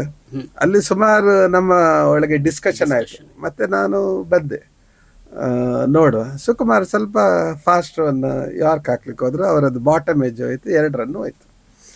ಕುಂದಾಪುರದ ಎಲ್ಲ ಜನ ಆಗ ಸಣ್ಣ ಮಕ್ಕಳೆಲ್ಲ ಬಂದು, ನೀವೇ ವಿನ್ ಸರ್, ಅಷ್ಟು ಒಳ್ಳೆ ಮ್ಯಾಚ್ ಅದು, ನೇಲ್ ಬ್ಯಾಟಿಂಗ್ ಫಿನಿಶ್ ಅಲ್ಲಿ ತನಕ ಬಂದಿದೆ. ಅದು ಕೂಡ ನನಗೆ ಇನ್ನೂ ಕೂಡ ನನ್ನ ನೆನಪಲ್ಲಿ ಉಂಟು. ಹೌದು. ಹಾಗೆ ನಮ್ಮದು ಚೇತನದಲ್ಲಿ ಆಡುವಾಗ ಹೇಗಂತ ಹೇಳಿದರೆ, ನಾವು ನಮ್ಮದು ಕಾಸ್ಮೋಪಾಲಿಟನ್ ಕೋಟೇಶ್ವರ ಅಗೇನ್ಸ್ಟ್ 92 ರನ್ಸ್ ಹೊಡೆದಿದ್ದಾರೆ ಅವರು. KC ಕಿಣಿ ಅಂತ ಒಬ್ರು ಇದ್ದರು, ಅವರು ಚಂದ್ರಕಾಂತ್ ಕಿಣಿ, ಒಳ್ಳೆ ಆಲ್ರೌಂಡರ್. ಅವರು ಮೊದಲು ವಿಕೆಟ್ ಹೋದ್ರು ಸಹ ಅವರು ಒಳ್ಳೆ ಆಡಿದರು. 92 ರನ್ ಹೊಡೆದ್ರು. ಅದು ಇನ್ನೂ ಸಹ ನನಗೆ ಕೆಲವು ಇದು ಅವರು ಆಡಿದರು. ನಮ್ಮದು ನನಗೆ ಏನು ಹೇಳೋದಿಲ್ಲ, ನಮ್ಮ ಚೇತನದವ್ರು ನನಗೆ ಏನು ಹೇಳಿದೆ, ಹೀಗೆ ಆಡು ಹಾಗೆ ಹೇಳಿ. ನಾನು ಹೇಳಿದೆ, ಇದು 92 ಸ್ವಲ್ಪ ಅಪಿಲ್ ಟಾಸ್ಕ್. ಹಾಗಾದರೆ ಆಗ ಎಲ್ಲ ಅಂಥ ಕ್ರಿಕೆಟ್ ಅದು ಬಾಲ್ ಸಹ ಆಗಿತ್ತು, ಅಷ್ಟು ಸುಲಭದಲ್ಲಿ ಎಲ್ಲ ರನ್ ಮಾಡಲಿಕ್ಕೆ ಆಗೋದಿಲ್ಲ, ಒಂದು ಪ್ರಾಕ್ಟೀಸ್ ಮಾಡು ಅಂತೇಳಿ. ನಾನು ಅದರಲ್ಲಿ 36 ರನ್ ಹೊಡೆದಿದ್ದೇನೆ. ಒಂದು ಲಾಸ್ಟ್ಗೆ 16 ರನ್ ಇರುವಾಗ ನಾನು ರನ್ಔಟ್ ಆದೆ. ಬಟ್ ಅಲ್ಲಿ ಲಾಸ್ಟಿಗೆ ಏನಾಯ್ತು ಅಂತ ಹೇಳಿದರೆ, ಲಾಸ್ಟ್ ಬಾಲ್ಗೆ 1 ರನ್ ಮಾಡಿದರೆ ನಾವು ಡಿಫೀಟ್. ಯಾಕಂತ ಹೇಳಿದ್ರೆ ನಮ್ಮದು 9 ವಿಕೆಟ್ ಹೋಗಿದೆ, ಅವರದ್ದು 6 ವಿಕೆಟ್ ಹೋದದ್ದು. ಆಗ ನಂಬರ್ ಆಫ್ ವಿಕೆಟ್ ಲಾಸ್ಟ್ ಉಂಟಲ್ವ, ಅವರದ್ದು ಕಡಿಮೆ ವಿಕೆಟ್ ಆದ್ರಿಂದ ಅದು ಟೈ ಆದರೆ ಅವರು ವಿನ್ ಅಂತ ಹೇಳಿ. ನಮಗೆ 2 ರನ್ ಮಾಡಲೇಬೇಕು. ಕೃಷ್ಣಮೂರ್ತಿ ಮತ್ತು ಪ್ರಸನ್ನ ಅಂತ ಬ್ಯಾಟ್ಸ್ಮನ್ ಇದ್ರು. ಅವರಿಬ್ರು ಸ್ವಲ್ಪ ಶಾರ್ಟ್. ಕೃಷ್ಣಮೂರ್ತಿ ಅಂತೂ ತುಂಬ ಶಾರ್ಟ್. ಅವರು ಗಲಿಗೆ ಒಂದು ಬಾಲ್ ಹೊಡೆದ್ರು, ಟ್ಯಾಪ್ ಮಾಡಿದರು. ಬಾಲ್ ಫೀಲ್ಡರ್ ಕೈಯಲ್ಲಿ ಉಂಟು. 1 ರನ್ ಓಡಿದ್ರು ಇವರು. ಅವರು ವಿನ್ ಅಂತ ಹೇಳಿ ಬಾಲ್ ಮೇಲೆ ಹೊಡೆದ, ಇದು ಮಾಡಿದ, ಥ್ರೋ ಮಾಡಿದ. ಅಷ್ಟೊಳಗೆ ಇವರು 2 ರನ್ ಓಡಿದ್ರು, ನಾವು ವಿನ್ ಆ ಮ್ಯಾಚ್. ನನಗೆ ಶೋಲ್ಡ್ರಲ್ಲೆಲ್ಲ ಇವರು ಅಂದರೆ ಆ ಮ್ಯಾಚಲ್ಲಿ ನಾನು 36 ರನ್ ಹೊಡೆದಿದ್ರಿಂದ, ಹಾಗೆ ನಾನು ಆ ಸೀರೀಸಲ್ಲಿ ಕೂಡ ಮ್ಯಾನ್ ಆಫ್ ದ ಸೀರೀಸ್. ನಾನು ಅಲ್ಲಿ ಮಾತ್ರ ಪ್ಯಾರಡೈಸ್ನವರು ವಿನ್ನರ್ಸ್ ಆದರು. ಹಾಗೆ ಸರಿ, ಸನ್ನಿ ಕ್ರಿಕೆಟರ್ಸ್ ಬಗ್ಗೆ ಮಾತಾಡ್ತಾ ಇದ್ವಿ. ಸನ್ನಿ ಕ್ರಿಕೆಟರ್ಸ್ ಆ ಒಂದು ಟೈಮ್ನಲ್ಲಿ ಯುವಕರ ಮೇಲೆ ಅಥವಾ ಕ್ರಿಕೆಟ್ ಅಭಿಮಾನಿಗಳ ಮೇಲೆ ಯಾವ ರೀತಿಯ ಪ್ರಭಾವ ಬೀರಿದೆ? ಇಲ್ಲ, ಅವರದ್ದು ಆ ಗ್ರೌಂಡ್ನಲ್ಲಿ ಇಳಿದ ಕೂಡಲೇ ಉಂಟಲ್ವ, ಅವ್ರದ್ದು ಆ ಕ್ರಿಕೆಟ್ ಅಷ್ಟು ಆ ಸ್ಪಿರಿಟೆಡ್ ಕ್ರಿಕೆಟ್. ಅಶೋಕ್ ಸ್ಕಿಪ್ಪರ್ ಆಗಿದ್ರು, ಮತ್ತು ಅಶೋಕ್ ಒಳ್ಳೆ ಆಲ್ರೌಂಡರ್, ಮತ್ತು ಕಿಶೋರ್ ಒಳ್ಳೆ ಆಲ್ರೌಂಡರ್, ಅಮರ್ನಾಥ್ ಭಟ್ ಮತ್ತು ಶ್ರೀಶ ಹೊಳ್ಳ ಸ್ಪಿನ್ನರ್. ತುಂಬ ಅದೊಂದು ಟಾಪ್ ಟೀಮ್ ಆಗ, ತುಂಬ ಸ್ಟೇಟ್ ಲೆವೆಲ್. ಬಟ್ ನಾನು ಅಲ್ಲಿ ಬರುವಾಗ ಅಲ್ಲಿ ಏನಾಯ್ತು ಅಂತ ಹೇಳಿದರೆ, 2 ನಾವು ಸ್ಟೇಟ್ ಲೆವೆಲ್ ಫೈನಲ್ಸ್ ನಾವು ರೀಚ್ ಆಗಿದ್ವಿ. ಗಂಗೊಳ್ಳಿಯಲ್ಲಿ ನಾವು ರನ್ನರ್ಸ್ ಅಪ್ ಅಗೇನ್ಸ್ಟ್ ನಮ್ಮ ಇಲ್ಲಿಯ ಉಡುಪಿಯದ್ದು ಟೀಮಾಗೆ ಅವರು ವಿನ್ನರ್ಸ್ ಆಗಿದ್ರು.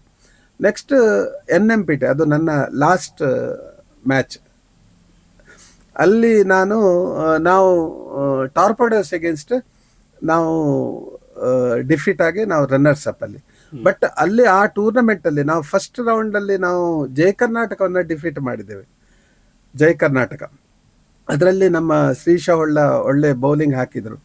ಮತ್ತೆ ಒಂದು ಮ್ಯಾಚಲ್ಲಿ ಕಿಶೋರಿಂದ ನಾವು ಆಲ್ಮೋಸ್ಟ್ ಡಿಫೀಟ್, ಕಿಶೋರ್ 6 ಹೊಡೆದು ನಾವು ಫೈನಲ್ ತನಕ ಬಂದು ನಾವು ಫೈನಲ್ನಲ್ಲಿ ನಾವು ರನ್ನರ್ಸ್ ಅಪ್ ಆದ್ವಿ. ಅದರಿಂದ ಮತ್ತೆ ಇವತ್ತಿಗೆ ಸಹ ನನಗೆ ಸನ್ನಿ ಒಟ್ಟಿಗೆ ಹೆಚ್ಚು ಬಾಂಧವ್ಯ. ಯಾಕಂತ ಹೇಳಿದ್ರೆ ನನ್ನ ಲಾಸ್ಟ್ 2 ಸೀಸನ್ ನಾನು ಸನ್ನಿ ಅವರೊಟ್ಟಿಗೆ. ಇವತ್ತಿಗೆ ಸಹ ನಾವು ಅಮರ್ನಾಥ್ ಭಟ್ ಮಂಜುನಾಥ್ ಒಳ್ಳೆ ಬೌಲರ್, ಮತ್ತು ನಮ್ಮ ಶಶಿಭೂಷಣ್ ಕಿಡಿ, ಹ್ಮ್ ಆ, ಮತ್ತೆ ಆಗ ಪ್ರಶಾಂತ್ ಎಲ್ಲ ಆಡಿದ್ದಾರೆ. ಪ್ರಶಾಂತ್ ಅವರು ಕೆಮ್ಮಣ್ಣವರು, ಮತ್ತೆ ನಮ್ಮ ಆಸಿಫ್ ಕೂಡ ಆಡಿದ್ದಾರೆ. ಆನಂತರ ಪ್ರಶಾಂತ್ ಇವರು ನಮ್ಮ ಪಚ್ಚು ಅಂತ ನಾವು ಕರೀತಿದ್ವಿ, ಅವರು ಆದರ್ಶನಲ್ಲಿದ್ದರು, ಅವರು ನಮ್ಮ ಸನ್ನಿಯಲ್ಲಿ ಕೂಡ ಆಡಿದ್ದಾರೆ. ಮತ್ತೆ ನಮ್ಮ ಇವರು ಆ ಬ್ರದರ್ಸ್, ಅವರ ಹೆಸರು ನನಗೆ ನೆನಪಾಗ್ತಾ ಇಲ್ಲ, ಒಳ್ಳೆ ಪ್ಲೇಯರ್ ಅವರು, ಸಚಿನ್ ಸಚಿಂದ್ರ ಶೆಟ್ಟಿ ಮತ್ತು ಪ್ರೇಮೇಂದ್ರ ಶೆಟ್ಟಿ. ಪ್ರೇಮ್, ಹೌದು, ಕರೆಕ್ಟ್. ಅವರಿಬ್ರು ಸನ್ನಿಯಲ್ಲಿ ಆಡಿದ್ದಾರೆ, ಒಳ್ಳೆ ಪ್ಲೇಯರ್ಸ್. ಹಾಗೆ ನಮ್ಮ ಬಾಂಧವ್ಯ ನಿಜವಾಗಿ ಹೇಳುದಂತ ಹೇಳಿದ್ರೆ, ಸನ್ನಿ ಮತ್ತೆ ನಾವು 97ನಲ್ಲಿ GSB ಆಗುವಾಗಲೂ ನಮ್ಮ ನನಗೆ ಟೀಮ್ ಒಂದು 6 ಜನ ಕಟ್ಪಾಡಿಯವರಾಗಿದ್ರು. ಆಗ ಅಮರ್ನಾಥ್ ಭಟ್ ನಾವಿದ್ದೇವೆ ಮಾರೆ, ನಾವು ಆಡ್ತೇವೆ. ಗಣ್ಣ ಕೂಡ ಗಣೇಶ್, ನಮ್ಮ 60 ಗಣ್ಣ ಅಂತ, ಗಣೇಶ್ ಶೆಣೈ ಒಳ್ಳೆ ಪ್ಲೇಯರ್. ನಿಜವಾಗಿ ಅವರದ್ದು ಎಂಥದೇ ಸಿಚುವೇಶನ್ನಲ್ಲಿ ಅವರು ಹೇಗಂತ ಅವರ ಕಾನ್ಫಿಡೆನ್ಸ್ ಲೆವೆಲ್ ಉಂಟಲ್ವ, ನನಗೆ ಭಾರಿ ಖುಷಿ ಆಯಿತು. ನಾವು ಇಲ್ಲಿ ಕುಂದಾಪುರದಲ್ಲಿ ಆಡುವಾಗ 2 ವಿಕೆಟ್ ನಮ್ಮದು ಹೋಗಿದೆ, ಇವರು ಬಂದು ಲಾಂಗಲ್ಲಿ 6 ಹೊಡೆದಿದ್ದಾರೆ. ಒಳ್ಳೆ ಪ್ಲೇಯರ್ ನಿಜವಾಗಿ.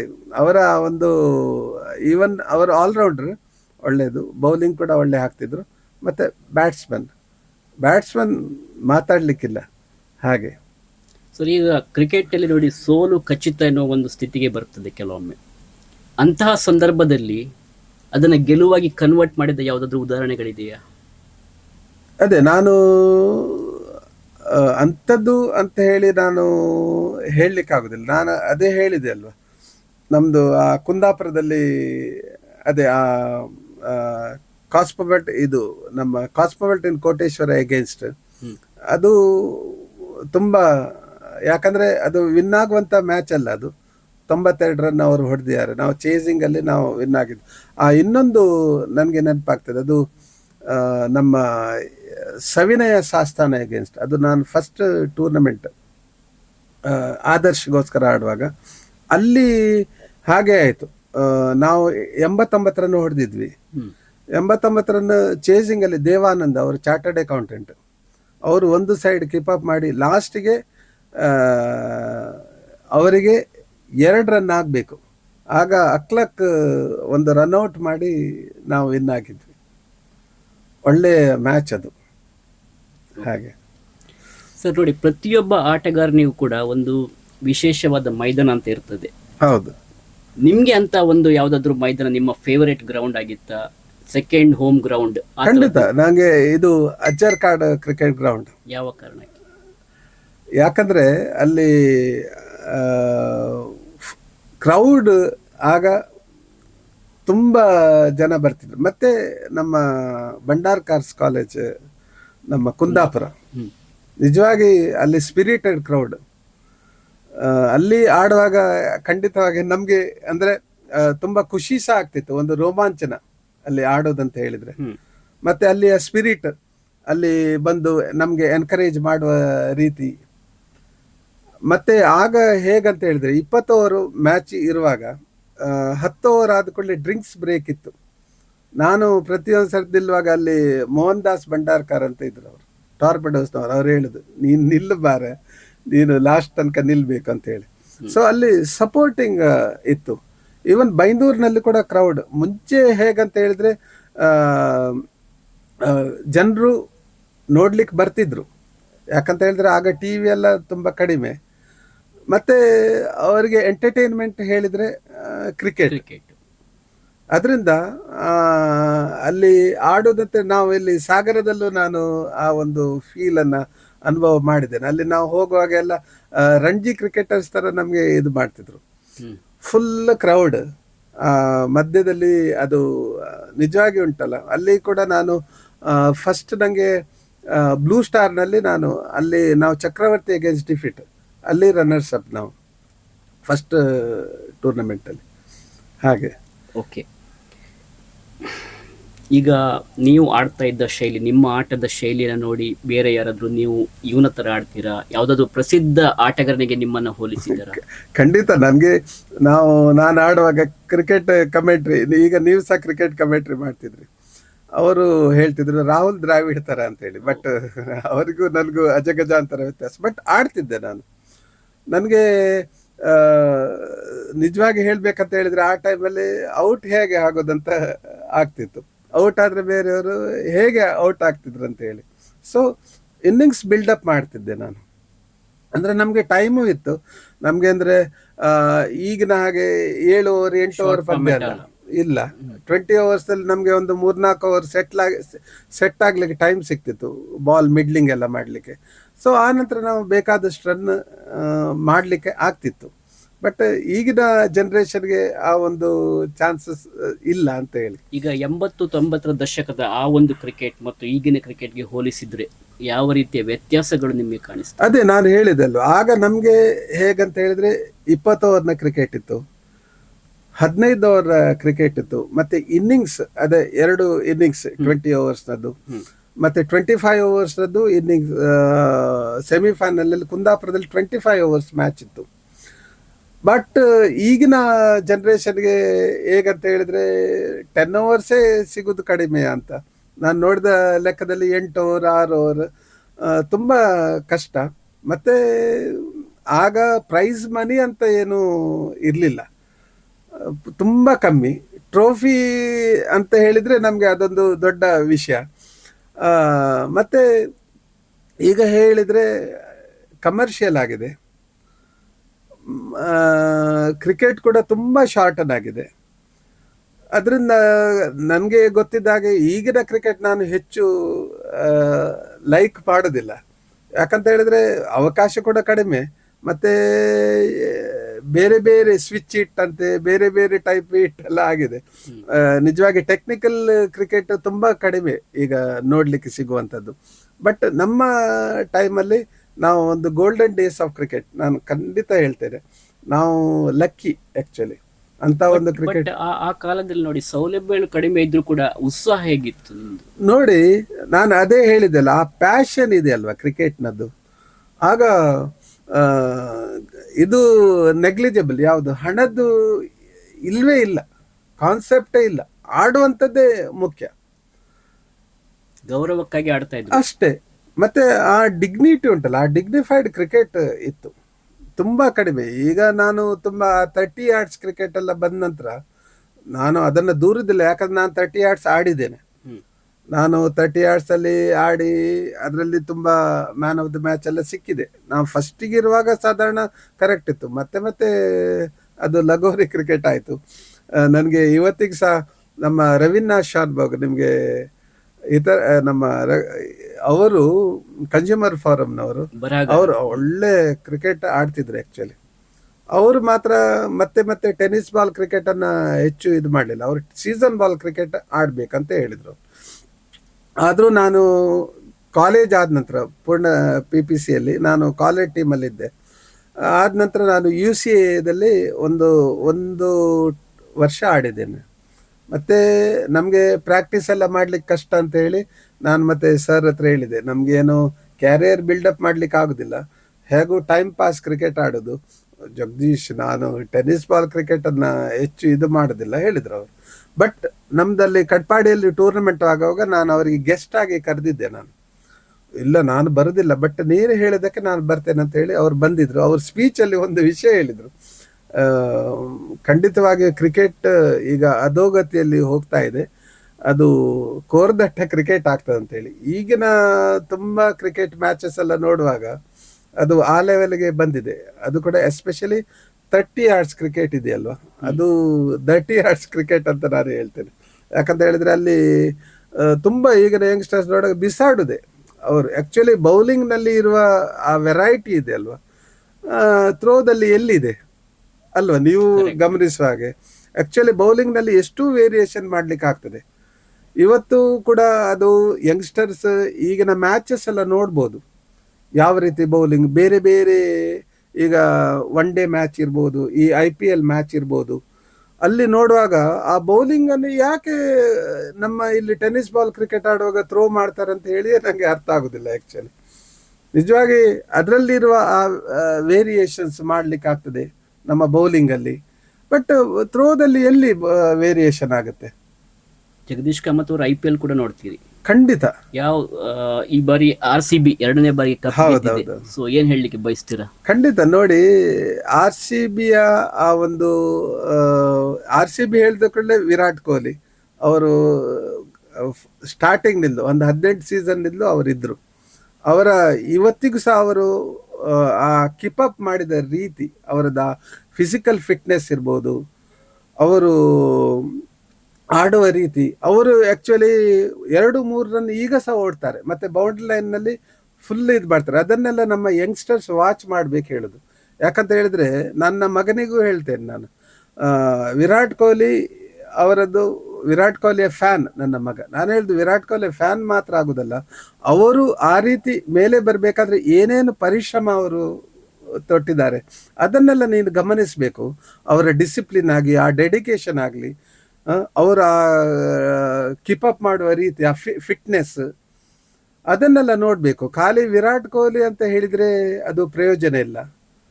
ಮತ್ತು ಈ ಇತ್ತೀಚಿನ ಇದರಲ್ಲಿ ವೈಭವ್ ಸೂರ್ಯವಂಶಿ, ನಾವು ಇವತ್ತು ಆ ಹುಡುಗನ ಸಕ್ಸಸ್ ನೋಡ್ತೇವೆ, ಆದರೆ ಅದರ ಹಿಂದಿನ ಆ ಪರಿಶ್ರಮ, ಅವರ ತಂದೆ ತಾಯಿ ಆ ಡೆಡಿಕೇಶನ್, ಅವರು ಜಾಗ ಕೂಡ ಮಾರಿ ಕ್ರಿಕೆಟ್ನ, ನಮ್ಮ ಮಗನ ಒಂದು ಆ ಕ್ರಿಕೆಟ್ನ ಇದನ್ನು ನೋಡಿ ಅವರು ಪಿಚ್ ಕೂಡ ಮಾಡಿದ್ದಾರೆ. ಮನೆ ಹತ್ರ ಪಿಚ್ ಮಾಡಿ ಡೈಲಿ ಸಾಧಾರಣ 300-400 ಬಾಲ್ ಅವರ ಹತ್ರ ಆಡಿಸ್ತಿದ್ರು. ಇವತ್ತು ಅವರು ಹೇಗಂತ ಹೇಳಿದ್ರೆ, ಆ ಹುಡುಗನ ಬ್ಯಾಟಿಂಗ್ ನೋಡುವಾಗ ನನಗೆ ಥ್ರಿಲ್ ಆಗ್ತದೆ. ಯಾಕಂತ ಹೇಳಿದ್ರೆ ದೊಡ್ಡ ದೊಡ್ಡ ಇಂಟರ್ನ್ಯಾಷನಲ್ ಬೌಲರ್ಸನ್ನು ಫೇಸ್ ಮಾಡಿದಷ್ಟು ಸುಲಭ ಇಲ್ಲ. ಹೌದು, ಖಂಡಿತ. ಅವರು ನಿಜವಾಗಿ ಅವರು ಆಡುವ ರೀತಿ ಇದೆ ಅಲ್ವಾ, ನಿಮ್ಮ ಇದು ರಿಸ್ಟ್ ವರ್ಕ್ ಎಲ್ಲ, ಇದು ಗ್ರೇಟ್. ನನಗೆ ಅದು ವರ್ಣಿಸ್ಲಿಕ್ಕೆ ಸಾಧ್ಯ ಇಲ್ಲ. ಯಾಕಂದ್ರೆ ನಾನು ಸೀಸನ್ ಬಾಲ್ ಆಡಿದ್ದೇನೆ, ನನಗೆ ಅದು ಸರಿ ಲಿಫ್ಟ್ ಮಾಡಲಿಕ್ಕೂ ಆಗ್ತಿರ್ಲಿಲ್ಲ. ಆ ಹುಡುಗ ಈ 15ರ ವಯಸ್ಸಿನಲ್ಲೇ ಅವರು 6 ಹೊಡೆಯೋ ರೀತಿ, ಅದು ಕೂಡ ಪ್ಯಾಟ್ ಕಮಿನ್ಸ್, ಬೂಮ್ರಾ, ಮತ್ತು Mohammed Siraj, Mike Starc, Rabada ಎಲ್ಲ ಟಾಪ್ ಕ್ಲಾಸ್ ಬೌಲರ್ಸ್. ಅವರು ಇಂಟರ್ನ್ಯಾಷನಲ್ ಬೌಲರ್ಸ್. ಎಷ್ಟೇ ಫ್ಲ್ಯಾಟ್ ಪಿಚ್ ಅಂತ ಹೇಳ್ಬೋದು, ಆದರೆ ಅಲ್ಲಿ ನಾವು ಕರೆಕ್ಟಾಗಿ ಆಡಲಿಕ್ಕೆ ಕಷ್ಟ ಉಂಟು ಅವರ ಬೌಲಿಂಗ್ಗೆ. ಅಂಥದ್ರಲ್ಲಿ ಅವ್ರು 6 ಹೊಡಿತಾನೆ ಅಂತ ಹೇಳಿದರೆ ಅವರ ಕ್ಯಾಲಿಬರ್ ಎಷ್ಟಿರ್ಬೋದು ಅಂತ ಹೇಳಿ ನಾವು ಇಮ್ಯಾಜಿನ್ ಮಾಡಬೇಕು. ತುಂಬ ಭವಿಷ್ಯ ಉಂಟು. ಈಗ ಇಂಡಿಯನ್ ಸ್ಕ್ವಾಡ್ಗೆ ಐರ್ಲೆಂಡ್ ಕ್ರಿಕೆಟ್ಗೆ ಅವರು ಸಿಲೆಕ್ಟ್ ಆಗಿದ್ದಾರೆ, ಶ್ರೇಯಸ್ ಅಯ್ಯರ್ ಕ್ಯಾಪ್ಟನ್. ಸೊ ಅವರಿಗೊಬ್ಬರಿಗೆ ಮಾತ್ರ ಅಲ್ಲ, ಈ IPL ನಿಂದ ಬಹಳಷ್ಟು ಜನರಿಗೆ ಅದು ಭವಿಷ್ಯ ಖಂಡಿತ ತುಂಬಾ ಜನರಿಗೆ ಅದು ಅವರದ್ದು ಒಂದು ಜೀವನ ಕೂಡ ಅವರು ಬದಲಾಗಿದೆ. ಈಗ ರಿಂಕು ಸಿಂಗ್ ಆಗಲಿ, ತುಂಬಾ ಜನರದ್ದು, ತುಂಬಾ ಜನ ಇದ್ದಾರೆ. ಅದರಲ್ಲಿ ನಟರಾಜನ್ ಅವರೆಲ್ಲ ಈ IPL ನಿಂದಲೇ ಅವರಿಗೆ, ಅವರ ಫ್ಯಾಮಿಲಿ ಕೂಡ ತುಂಬ ಹೆಲ್ಪ್ ಆಗಿದೆ. ಜಗದೀಶ್ ಕಾಮತ್ ಅವರಿಗೆ ಇಷ್ಟು ವರ್ಷ ಆದರೂ ಕೂಡ ಆ ಕ್ರಿಕೆಟ್ನ ಮೇಲಿರುವ ಪ್ರೀತಿ ಉತ್ಸಾಹ ಕಡಿಮೆ ಆಗಲಿಲ್ಲ. ಇದರ ಹಿಂದಿರುವ ರಹಸ್ಯ ಏನು? ನೋಡಿ, ಹೇಗಂತ ಹೇಳಿದ್ರೆ, ನಾವು ಸಣ್ಣದಿರುವಾಗಲಿಂದಲೂ ಕ್ರಿಕೆಟನ್ನು ಆಡೋದಕ್ಕಿಂತ ಹೆಚ್ಚಾಗಿ ಪೂಜಿಸಿದವರು. ಮತ್ತು ಅಂಥ ಒಂದು ನಮ್ಮ ಸರ್ಕಲ್ ಕೂಡ ನಿರ್ಮಾಣ ಆಗಿದೆ. ಮತ್ತು ಅದಕ್ಕಿಂತ ಹೆಚ್ಚಾಗಿ ಇವತ್ತು ನಾನು ಯಾವುದೇ ಕೆಲಸಕ್ಕೆ ಹೋಗುವಾಗ ನನಗೆ ಐಡೆಂಟಿಫಿಕೇಶನ್ ಮಾಡೋದು ಕ್ರಿಕೆಟ್ ಜಗ್ಗ ಅಂತೇಳಿ. ಅದು ಎಷ್ಟು ಖುಷಿ ಆಗ್ತದೆ ನಮಗೆ. ಹಣ ಎಲ್ಲ ಬಿಡಿ, ಬಟ್ ಆ ಒಂದು ರೆಕಾಗ್ನಿಷನ್ ಇದೆ ಅಲ್ವಾ, ಬಿಕಾಸ್ ಆಫ್ ಕ್ರಿಕೆಟ್ ಸಿಕ್ಕಿದೆ. ಇವತ್ತು ಎಲ್ಲೇ ಹೋಗಲಿ, ಈಗ ಕುಂದಾಪುರಕ್ಕೆ ಹೋಗಲಿ, ಬೈಂದೂರಿಗೆ, ಮಂಗಳೂರಿಗೆ, ಮುಲ್ಕಿಗೆ ಹೋದರೆ ಆ ಒಂದು ಕನೆಕ್ಟಿಂದ, ಆ ಕ್ರಿಕೆಟ್ ಕನೆಕ್ಟಿಂದ ನಮಗೆ, ಅದರಿಂದ ಖಂಡಿತವಾಗಿಯೂ ಕ್ರಿಕೆಟೇ ಕಾರಣ ಅಂತ ನಾನು ಹೇಳ್ತೇನೆ. ಕಾಮತ್, ಗೆಲುವುಗಳು ಸಾಕಷ್ಟು ಇರ್ಬೋದು, ಆದರೆ ಗೆಲುವಿಗಿಂತ ಸೋಲು, ಆ ಒಂದು ಸೋಲು ನಿಮಗೆ ನಿಮ್ಮ ನೆನಪಿನಲ್ಲಿ ಉಳಿದಿರುವ ಯಾವುದಾದ್ರೂ ಒಂದು ಸೋಲು ಇದೆಯಾ? ಖಂಡಿತ. ನನಗೆ ಅದೇ, ನಾನು ಆ MGM ಟೂರ್ನಮೆಂಟ್ ಬಗ್ಗೆ ನಿಮಗೆ ಹೇಳ್ತಾ ಇದ್ದೆ. ನಾನು first time in the tournament, ಆ ಮ್ಯಾಚಲ್ಲಿ ಎಗೇನ್ಸ್ಟ್ ಚೇತನ, ನಮಗೆ 88 ರನ್, 89 ನಾವು ವಿನ್ ಆಗಲಿಕ್ಕೆ, 78 ರನ್ ನಮ್ಮದು ಫಸ್ಟ್ ವಿಕೆಟ್ಗೆ ನಾವು ಓಪನಿಂಗ್ ಪಾರ್ಟ್ನರ್ಶಿಪ್ ಆಡಿದೆವು. ನಂದು 39 ರನ್, ಡೇವಿಡ್ 35 ರನ್ ಹೊಡೆದಿದ್ರು. ಇನ್ನು 11 ರನ್ ಬೇಕು. 5.1 ಓವರ್ ಉಂಟು. ನಾನು ಫಸ್ಟ್ ಟೈಮ್ ನಾನು ರನ್ಔಟ್ ಆದೆ. ಆ ನಂತರ ನಾವು 1 ರನ್ಗೆ ಡಿಫೀಟಲ್ಲಿ 11 ರನ್ನಿಗೆ 31 ಬಾಲಿಗೆ 11 ಬೇಕಿತ್ತು. 9 ವಿಕೆಟ್ ಕೈಯಲ್ಲಿತ್ತು. ನಾನು ಆಗ ಹತ್ತಿದ್ದೇನೆ ಗ್ರೌಂಡ್ನಲ್ಲಿ. ವರ್ಚುವಲಿ ನನಗೆ ಇವತ್ತಿಗೆ ಸಹ ಅದು ತುಂಬ ಬೇಜಾರಾಗ್ತದೆ. ಹೌದು. ಓಕೆ, ಈಗ ನಿಮ್ಮ ಸಂಪೂರ್ಣವಾದ ಕ್ರಿಕೆಟ್ ಪಯಣವನ್ನು ಒಂದೇ ವಾಕ್ಯದಲ್ಲಿ ಅಥವಾ ಒಂದು ಪದದಲ್ಲಿ ವಿವರಿಸೋದಾದ್ರೆ ಏನು ಹೇಳ್ತೀರಾ? ಖಂಡಿತವಾಗಿಯೂ ಅದು ನನ್ನ ಆ ಕ್ರಿಕೆಟ್ ಜರ್ನಿ ಗೋಲ್ಡನ್ ಹೀರಾ, ಸುವರ್ಣ ಯುಗ ಅದು. ಯಾಕಂತ ಹೇಳಿದ್ರೆ ಅದನ್ನು ವರ್ಣಿಸ್ಲಿಕ್ಕೆ ಶಬ್ದಗಳೇ ನನ್ನ ಹತ್ರ ಇಲ್ಲ. ಯಾಕಂತ ಹೇಳಿದ್ರೆ ಅದರಿಂದ ನಾನು ನಿಮಗೆ ಆಲ್ರೆಡಿ ಹೇಳಿದ್ದೇನೆ, ಐಡೆಂಟಿಫಿಕೇಶನ್. ರೆಕಗ್ನಿಷನ್ ಸಿಕ್ಕಿದೆ. ಓಕೆ, ಇಂದಿನ ಯುವ ಕ್ರಿಕೆಟರಿಗೆ ಏನಾದರೂ ಸಲಹೆ ನೀಡೋದಾದ್ರೆ ಏನು ಹೇಳಲಿಕ್ಕೆ ಬಯಸ್ತೀರಾ? ನಾನು ಅದೇ ಹೇಳಿದೆ ಅಲ್ವಾ, ಈಗ ನಾವು ಮುಂಚೆ ನಾವೆಲ್ಲ ಆಡುವಾಗ ತುಂಬ ಕಷ್ಟ ಇತ್ತು ನಮಗೆ. ಅಂದರೆ ಟಿ ವಿ ಎಲ್ಲ ಇರಲಿಲ್ಲ. ಈವನ್ ನಮ್ಮದು ಫಸ್ಟ್ ವರ್ಲ್ಡ್ ಕಪ್ ವಿನ್ ಆಗುವಾಗ 1983, ಆಗ ನಾವು ರೇಡಿಯೋದಲ್ಲಿ ಕೇಳಿದ್ದು. ಆನಂತರ ಇಲ್ಲಿ ವಿಡಿಯೋ ಪಾರ್ಲರೆಲ್ಲ ಆಗಿ ಆಗ ಬಾಲ್ ಟು ಬಾಲ್ ಮ್ಯಾಚ್ ಎಲ್ಲ ನೋಡಿದ್ದೇವೆ. ಆದರೆ ಇವತ್ತು ನಿಮಗೆ ಬೇಕಾದಷ್ಟು ಮ್ಯಾಚಸ್ಸನ್ನೆಲ್ಲ ನೋಡ್ಬೋದು. ಕ್ರಿಕೆಟ್ ನಮ್ಮ ಈಗಿನ ಯುವ ಪೀಳಿಗೆ ತುಂಬ ಈಗ ವಿರಾಟ್ ಕೊಹ್ಲಿಯನ್ನೇ ಹಿಡಿಯಿರಿ, ಅವರು ಯಾವ ರೀತಿ ಮೇಲೆ ಬಂದಿದ್ದಾರೆ, ಅವರದ್ದು ಆ ಯಶಸ್ಸಿಗೆ ಏನು ಕಾರಣ ನೀವು ತಿಳ್ಕೊಳ್ಬೇಕು. ಅವರದ್ದು ಸಕ್ಸಸ್ ಮಾತ್ರ ನೋಡುದಲ್ಲ, ಅದರ ಹಿಂದಿನ ಪರಿಶ್ರಮ ನೋಡಬೇಕು. ನಾನು ಹೇಳಿದೆ, ಈಗ ವೈಭವ್ ಸೂರ್ಯವಂಶಿಯ ಬಗ್ಗೆ ನಾವು ಹೇಳ್ಬೋದು, ಸೆನ್ಸೇಷನಲ್ ಕಿಡ್. ಆದರೆ ಹಿಂದಿನ ಅವರ ಪರಿಶ್ರಮ ಅದನ್ನೆಲ್ಲ ನಮ್ಮ ಯುವಕರು ನೋಡಬೇಕು. Mainly discipline. ಈಗ ಪ್ಯಾರಡೈಸ್ ಆಗ ನಮ್ಮ ಟೈಮಲ್ಲಿ ಸಕ್ಸಸ್ ಆಗ್ಲಿಕ್ಕೆ ಕಾರಣ ಬಿಕಾಸ್ ಆಫ್ ಡಿಸಿಪ್ಲಿನ್. ಅವರದ್ದು ಗ್ರೌಂಡಿಗೆ ಇಳಿದ ಕೂಡಲೇ ವೆರಿ ಸೀರಿಯಸ್, ಹೊರಗೆ ಬಂದ ಕೂಡಲೇ ನಮ್ಮದು ಫ್ರೆಂಡ್ಶಿಪ್ ಇದ್ದೇ ಇದೆ, ಅದರಲ್ಲಿ ಏನಿಲ್ಲ. ನಾವು ಒಳಗೆ ಮಾತ್ರ ನಮ್ಮದು ಆ ಗ್ರೌಂಡ್ನೊಳಗೆ ನಾವು ಒಪನೆಂಟ್ ಆದರೂ ಸಹ ಹೊರಗೆ ಬಂದ ಕೂಡಲೇ ನಾವು ಒಳ್ಳೆ ಫ್ರೆಂಡ್ಸ್. ಮತ್ತು ನಿಮಗೆ ತುಂಬ ಇದಕ್ಕೆ ಸಹಕಾರಿ ಆಗ್ತದೆ, ನಿಮ್ಮ ಮುಂದಿನ ಭವಿಷ್ಯಕ್ಕೆ ಕೂಡ ಆ ಕ್ರಿಕೆಟ್ನ ಆ ಡಿಸಿಪ್ಲಿನ್ ಆಗಲಿ, ಆ ಡೆಡಿಕೇಶನ್ ನಿಮಗೆ ಹೆಲ್ಪ್ ಆಗ್ತದೆ. ಯುವಕರು ಹಣ ಮತ್ತು ತನ್ನಂತಾನೆ ಬರ್ತದೆ, ಹಣಕ್ಕೋಸ್ಕರ ನಾವು ಇದು ಮಾಡಬಾರ್ದು ನಾನು ಹೇಳೋದು. ಸೊ ಕ್ರಿಕೆಟ್ ಮತ್ತು ನಮ್ಮ ವೈಯಕ್ತಿಕ ಜೀವನವನ್ನು ಯಾವ ರೀತಿ ಸಮತೋಲನ ಮಾಡಿಕೊಂಡು ಹೋಗಬೇಕು ನಾವು? ನೋಡಿ, ಹೇಗಂತ ಹೇಳಿದ್ರೆ, ಈಗ ಕ್ರಿಕೆಟ್ನಲ್ಲಿ ಕ್ಯಾರಿಯರ್ ಬಿಲ್ಡಪ್ ಮಾಡೋದಂತ ಹೇಳಿದ್ರೆ ತುಂಬ ಕಷ್ಟ ಉಂಟು. ಯಾಕಂತ ಹೇಳಿದ್ರೆ ಇವತ್ತು ನಮ್ಮ ಭಾರತದ್ದು ಇದೆ ನೋಡಿದ್ರೆ 140 ಕೋಟಿ ಜನಸಂಖ್ಯೆ ಇದೆ. ಅಲ್ಲಿ ಒಂದು ಟೀಮ್ ಅಂತ ಹೇಳಿದ್ರೆ ಒಂದು ಮ್ಯಾಕ್ಸಿಮಮ್ 16-20 ಜನ ಇರೋದು. ಮತ್ತು ಬೇರೆ ಬೇರೆ ಟೀಮ್ ಮಾಡಿದಿದ್ರೆ ಒಂದು 50-100 ಅಂತ ಹೇಳುವಾಗ ಎಷ್ಟು ಟಫ್ ಕಾಂಪಿಟಿಷನ್ ಇದೆ. ಅದರಿಂದ ನಾವು ಏನು ಮಾಡಬೇಕಂತ ಹೇಳಿದ್ರೆ ಕ್ರಿಕೆಟ್ನ ಬಗ್ಗೆ ಪ್ರಯತ್ನ ಪಡಬೇಕು, ಮಾಡಬಾರ್ದಂತಲ್ಲ. ಈಗ ನಾನು ಹೇಳ್ದು, ಈಗ ವರುಣ್ ಚಕ್ರವರ್ತಿಯ ಬಗ್ಗೆ ಹೇಳಿದ್ರೆ, ವರುಣ್ ಚಕ್ರವರ್ತಿ ಅವರು ಸೆಟ್ಲ್ ಆದ ನಂತರ ಅವರು ಪುನಃ ಕ್ರಿಕೆಟ್ಗೆ ಬಂದರು. ಈಗ ತುಂಬ ಮ್ಯಾಚಸ್ಸನ್ನೆಲ್ಲ ಆಡಿದ್ದಾರೆ ಅವರು, ವರುಣ್ ಚಕ್ರವರ್ತಿ. ಮತ್ತು ವೆಂಕಟೇಶ್ ಅಯ್ಯರ್ ಕೂಡ ಒಂದು ಸ್ಟೇಟ್ಮೆಂಟ್ ಕೊಟ್ಟಿದ್ದಾರೆ. ಅವರು ಆ್ಯಕ್ಚುಲಿ ಇಂಟರ್ ಏನಾಗಿದೆ ಅವರದ್ದು CA ಇದರಲ್ಲಿ, ಅವರು ಹೇಳಿದ್ದಾರೆ ಅಂತೇಳಿ ಕ್ರಿಕೆಟ್ನದ್ದು ನಮಗೆ ಮ್ಯಾಕ್ಸಿಮಮ್ ಒಂದು 30-35 ವರ್ಷ ತನಕ ಆಡ್ಬೋದು ಮ್ಯಾಕ್ಸಿಮಮ್. ಆನಂತರ ನಮಗೆ ಅರ್ನಿಂಗ್ ಯಾವುದರಿಂದ, ನಮ್ಮ ಒಂದು ಎಜುಕೇಷನಲ್ ಕ್ವಾಲಿಫಿಕೇಷನ್ ಇದ್ದರೆ ಮಾತ್ರ. ಈಗ ದ್ರಾವಿಡ್ ಆಗಲಿ ಒಳ್ಳೆ ಕಲ್ತಿದ್ದಾರೆ, ಈಗ ನಮ್ಮ ಅನಿಲ್ ಕುಂಬ್ಳೆ. ಅದರಿಂದ ನಾವು ಹೇಗಂತ ಹೇಳಿದ್ರೆ ಆಡಬೇಕು, ಖಂಡಿತವಾಗಿ ಆಡಬೇಕು. ಯಾಕಂತ ಹೇಳಿದ್ರೆ ಫ್ರೆಂಡ್ಶಿಪ್ ಬಿಲ್ಡಪ್ ಆಗ್ತದೆ, ಪ್ಲಸ್ ನಮ್ಮ ಹೆಲ್ತ್. ಈಗ ನಾವು ಹೆಲ್ದಿ ಆಗಿದೆ, ನಾನು ಈ ಏಜಲ್ಲೂ ಸಹ ಹೆಲ್ದಿ ಆಗಿದೆ ಬಿಕಾಸ್ ಆಫ್ ಕ್ರಿಕೆಟ್. ಅದರಿಂದ ಅದು ಸಮತೋಲನ ಖಂಡಿತ ಮಾಡ್ಕೊಳ್ಬೇಕು ಹೇಳಿದ್ ನಾನು. ನಿಮಗೆ ಕ್ರಿಕೆಟ್ ಬಿಟ್ಟು ಬೇರೆ ಯಾವುದರಲ್ಲಿ ಏನೆಲ್ಲ ಹವ್ಯಾಸ ಇದೆ? ನಾನು ಸ್ಪೇರ್ ಟೈಮ್ ಅನ್ನು ಹೇಗೆ ಕಳೀತೀರ? ನಾನು ಈಗ ಹಾಡ್ತೇನೆ, ಪದ್ಯ ಬರೀತೇನೆ ನಾನು, ಪ್ಲಸ್ ಭಜನೆ ಬರೆದಿದ್ದೇನೆ. ಮತ್ತು ರೋಟ್ರಿಯಲ್ಲಿ ನನ್ನನ್ನು ನಾನು ತೊಡಗಿಸಿಕೊಂಡಿದ್ದೇನೆ. ರೋಟ್ರಿಯಲ್ಲಿ ನಾನು ತುಂಬ ಗ್ರ್ಯಾಂಟ್ಗಳನ್ನು ಮಾಡಿದ್ದೇನೆ, ಮ್ಯಾಚಿಂಗ್ ಗ್ರ್ಯಾಂಟ್ ಆಗಲಿ, ಗ್ಲೋಬಲ್ ಗ್ರ್ಯಾಂಟ್ ಅಂತೇಳಿ 45-50 ಲಕ್ಷದ ಪ್ರಾಜೆಕ್ಟನ್ನು ಕಟ್ಪಾಡಿಯಲ್ಲಿ ಮಾಡಿದ್ದೇನೆ ರೋಟ್ರಿಯಲ್ಲಿ ಇದ್ದುಕೊಂಡು. ಸೊ ಅಲ್ಲಿ ಕೂಡ ಹಾಗೆ ನಮಗೆ ಬೇಕಾದಷ್ಟು ಅವಕಾಶ ಇದೆ. ಮತ್ತು ನಾವು ಸಮಾಜಕ್ಕೆ ಏನಾದರೂ ಸಹಾಯ ಮಾಡಿದರೆ ಅದರಿಂದ ಕೂಡ ಮಾಡಲಿಕ್ಕೆ ಆಗ್ತದೆ. ಯಾಕಂತ ಹೇಳಿದ್ರೆ ನಾವು ಮನುಷ್ಯ ಹೇಗಂತ ಹೇಳಿದರೆ ಸಮಾಜದೊಟ್ಟಿಗೆ ಬದುಕಬೇಕು, ನಾವು ಇಂಡಿವಿಜುವಲ್ ಅಲ್ಲ. ಅದರಿಂದ ಸಮಾಜದಲ್ಲಿ ನಮ್ಮಿಂದ ಏನು ಸಾಧ್ಯ ಉಂಟು. ಈಗ ನಾನು ಬ್ಲಡ್ ಡೊನೇಟ್ ಕೂಡ ಇವತ್ತು ಮಾಡಿದ್ದೇನೆ. ನಾನು 38 ಸಲ ನಾನು ಬ್ಲಡ್ ಡೊನೇಟ್ ಮಾಡಿದ್ದೇನೆ ಇಲ್ಲಿ ತನಕ.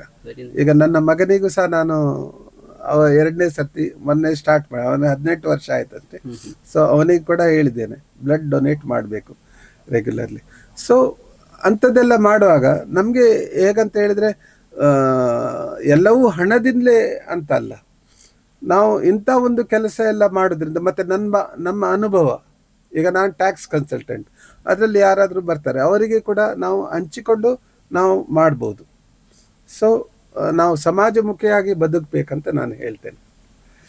ಸರಿ ಸರ್, ಬೇರೆ ನಾನು ಕೇಳದಿರುವ ಏನಾದರೂ ಪ್ರಶ್ನೆ ಇದೆಯಾ, ಏನಾದರೂ ಹೇಳಲಿಕ್ಕೆ ಬಯಸ್ತೀರಾ ಕೊನೆಯದಾಗಿ? ಕೊನೆಯದಾಗಿ ಹೇಗಂತ ಹೇಳಿದರೆ ಇಲ್ಲ, ನೀವು ಆಲ್ಮೋಸ್ಟ್ ನೀವೆಲ್ಲ ಕವರ್ ಮಾಡಿದ್ದೀರಿ. ನಾನು ಹೇಗಂತ ಹೇಳಿದರೆ ನಮ್ಮದು 97ರಲ್ಲಿ ನಮ್ಮ ರೆಗ್ಯುಲರ್ ಕ್ರಿಕೆಟ್ ಇದಾದ ನಂತರ SVS ಟೀಮನ್ನು ಮಾಡಿದೆ. ಹೌದು, ಅದು ಫಾರ್ GSB ಇದು ಕಮ್ಯುನಿಟಿ. ಹೌದು, GSB ಹೆಬ್ರಿ ಅವರು ಫಸ್ಟ್ ಟೂರ್ನಮೆಂಟ್ ಮಾಡಿದರು.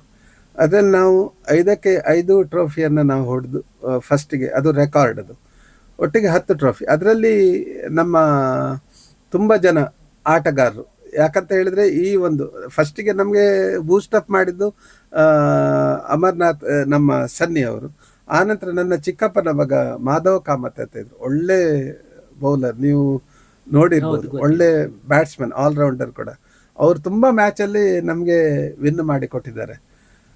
ಅದರಿಂದ ಅಂಥವರನ್ನೆಲ್ಲ ನಾನು ನೆನೆಸ್ತೇನೆ. ಯಾಕಂತ ಹೇಳಿದರೆ ನಮಗೆ ಈಗ ನಮ್ಮ ಸಮಕಾಲೀನ ಕ್ರಿಕೆಟರ್ಸ್ ತುಂಬ ಜನ ಇದ್ದರು. ನಾವು ಇದರಲ್ಲಿ ಆಡುವಾಗ ಇಲ್ಲಿ ಚಕ್ರವರ್ತಿಯಲ್ಲಿ ಮನೋಜ್ ನಾಯರ್, ಪ್ರದೀಪ್ ವಾಸ್ ಅವರೆಲ್ಲ ಇದ್ದರು. ಮತ್ತು ಈಚೆ ಪ್ಯಾರಡೈಸ್ನಲ್ಲಿ ಮಂಜುನಾಥ್ ಮಲ್ಯ, ಅವರನ್ನೆಲ್ಲ ನೋಡಿ ಕಲಿಬೇಕು, ಅವರದ್ದು ಆ ಡಿಸಿಪ್ಲಿನ್. ಮತ್ತು ಶ್ರೀಧರ್ ಶೆಟ್ಟಿ, ಯಾದವ್ ನಾಯಕ್ ಅಂತ ಹೇಳಿ, ಮತ್ತು ಗುರುರಾಜ್ ಒಳ್ಳೆ ಆಲ್ರೌಂಡರ್. ಮತ್ತು ನನಗೆ ಆ್ಯಕ್ಚುಲಿ ಇಂಟ್ರೊಡ್ಯೂಸ್ ಮಾಡಿದ ರಮೇಶ್ ಶೇರಿಗಾರ್, ಅವರನ್ನೆಲ್ಲ ನಾನು ಇವತ್ತಿಗೂ ನೆನೆಸ್ತೇನೆ. ಮತ್ತು ಮೋರ್ ದೆನ್ ದಟ್ ನನ್ನ ಚಿಕ್ಕಪ್ಪ ಆನಂದ್ ಕಾಮತ್, ಅವರ ಒಂದು ಇದರಿಂದ ನಮಗೆ ಈ ಒಂದು ನಾನು ಕ್ರಿಕೆಟ್ನಲ್ಲಿ ಇಷ್ಟು ಎಲ್ಲ ಆಡ್ಲಿಕ್ಕೆ ಆಯ್ತು ಅಂತ ಹೇಳ್ತೇನೆ. ಓಕೆ ಸರ್, ನೀವು ಹೇಳಿದ್ರಿ ನೀವೊಬ್ಬರು ಸಿಂಗರ್ ಅಂತ ಹೇಳಿ. ಸೊ ನಮಗೋಸ್ಕರ 1-2 ಲೈನ್ಸ್ ಹಾಡ್ಬೋದಾ? ನಾನು ರೋಟ್ರಿಯಲ್ಲಿದ್ದೇನೆ. ರೋಟ್ರಿಗೋಸ್ಕರ ಒಂದು ರೋಟ್ರಿಯ ಕಾನ್ಸೆಪ್ಟ್ ಇರುವಂಥದ್ದು, ಅದರ ಆಬ್ಜೆಕ್ಟ್ ಏನು ಮಾಡ್ತದೆ ಅಂತೇಳಿ ಒಂದು ಬೊಂಬೆ ಹೇಳುತ್ತೈತೆ ಟ್ರ್ಯಾಕಲ್ಲಿ ಒಂದು ರೋಟ್ರಿಯ ಸಾಂಗನ್ನು 1-2 ಲೈನ್ ಹಾಡ್ತೇನೆ ನಾನು. ಓಕೆ. ರೋಟರಿ ಹೇಳುತ್ತೈತೆ ಮತ್ತೆ ಹೇಳುತ್ತೈತೆ, ಸಮಾಜ ಸೇವೆ ಉಸಿರು, ಜಾತಿ ಮತಗಳ ಅಂತರವಿಲ್ಲದೆ ದೀನ ದಲಿತರ ಕಂಬನಿ ಒರೆಸುತ್ತಾ, ವಿಶ್ವಾದ್ಯಂತ ರೋಟರಿ ಮಿತ್ರರು ತೊಡಗಿಸಿಕೊಂಡಿಹರು. ಪೌಲ್ ಹ್ಯಾರಿಸರ ಕನಸು ರೋಟರಿಯಿಂದಲೇ ನನಸು, ಎಂದು ನಿಲ್ಲದು ಸೇವೆಯು ನಡೆಯುತ್ತಲೇ ಇಹುದು. ರೋಟರಿ ಹೇಳುತ್ತೈತೆ ಮತ್ತೆ ಹೇಳುತ್ತೈತೆ, ಸಮಾಜ ಸೇವೆ ಉಸಿರು. ವಾವ್, ವೆರಿ ನೈಸ್, ತುಂಬ ಚೆನ್ನಾಗಿತ್ತು. ಸೊ ರೋಟರಿ ಕ್ಲಬ್ನ ಸದಸ್ಯನಾಗಿ ನೀವು ಬಹಳಷ್ಟು ಸಮಾಜ ಸೇವೆಯನ್ನು ಮಾಡಿದ್ದೀರಾ. ಅದೇ ರೀತಿ ನಿಮ್ಮದೇ ಒಂದು ಟ್ರಸ್ಟ್ ಕೂಡ ಇದೆ ಅಂತ ಕೇಳಲ್ಪಟ್ಟೆ, ಅದರ ಬಗ್ಗೆ ಹೇಳ್ಬೋದಾ? ಹೌದು, SVS ಚಾರಿಟೇಬಲ್. ನಾವು ಆ್ಯಕ್ಚುಲಿ SVS ನಮ್ಮ ಫ್ರೆಂಡ್ಸ್, ನಾವು ಫಸ್ಟಿಗೆ ಕ್ರಿಕೆಟ್ ಆಡ್ತಿದ್ವಿ. ಆನಂತರ ನಮಗೆ ಆ್ಯಕ್ಚುಲಿ ಫಸ್ಟ್ ಟೂರ್ನಮೆಂಟ್ ಆಗುವಾಗ ಒಂದು ಟೀಮ್ ಮಾಡಲಿಕ್ಕೆ ಕಷ್ಟ ಆಯಿತು, 11 ಜನ. ಆ ನಂತರ ನಾವು ಈಗ ಯಂಗ್ಸ್ಟರ್ಸ್ ಎಲ್ಲ, ಈಗ 50ಕ್ಕಿಂತ ಜಾಸ್ತಿ ಯಂಗ್ಸ್ಟರ್ಸ್ ಎಲ್ಲ ಇದ್ದಾರೆ. ಇನ್ ಬಿಟ್ವೀನ್ ನಾವು ಕ್ರಿಕೆಟ್ ಮಾತ್ರ ಯಾಕೆ, ನಾವು ಸ್ವಲ್ಪ ಸಮಾಜ ಸೇವೆಯ ಒಂದು ದೃಷ್ಟಿಯಲ್ಲಿ. ಮತ್ತು ನಮ್ಮ ಕನ್ನಡ ಮೀಡಿಯಂ ನಿಮ್ಗೆ ಗೊತ್ತಿದೆ, ಇವತ್ತು ಕನ್ನಡ ಮೀಡಿಯಂ ತುಂಬ ದಯನೀಯ ಸ್ಥಿತಿ ಉಂಟು. ಅದನ್ನು ಪ್ರಮೋಟ್ ಮಾಡಬೇಕು. ನಮ್ಮ SVS ನಾವು ಮುಂಚೆ 1,000 ಜನ ಸ್ಟೂಡೆಂಟ್ಸ್ ಇದ್ದರು, ಈಗ ಅಲ್ಲಿ 200-300 ಜನ. ಅದನ್ನು ಪ್ರಮೋಟ್ ಮಾಡಬೇಕಂತ ಹೇಳಿ ನಾವು ಅಲ್ಲಿಗೆ ಯೂನಿಫಾರ್ಮ್ ಮತ್ತು ಬೆಂಚಸ್, ಏನು ಸ್ಕೂಲ್ ಸಪೋರ್ಟಿಂಗ್ ಸಿಸ್ಟಮ್, ಅದನ್ನೆಲ್ಲ ನಾವು ಮಾಡಲಿಕ್ಕೆ ಸ್ಟಾರ್ಟ್ ಮಾಡುವಾಗ ನಾವು SVS ಚಾರಿಟೇಬಲ್ ಟ್ರಸ್ಟ್ ಅಂತ ನಾವು ಮಾಡಿದ್ವಿ. ಆನಂತರ ನಾವು ಕೊರೋನಾ ಟೈಮಲ್ಲಿ ವ್ಯಾಕ್ಸಿನೇಷನ್, ನಾವು 2 ವ್ಯಾಕ್ಸಿನೇಷನ್ ಡ್ರೈವ್ ಮಾಡಿದ್ವಿ.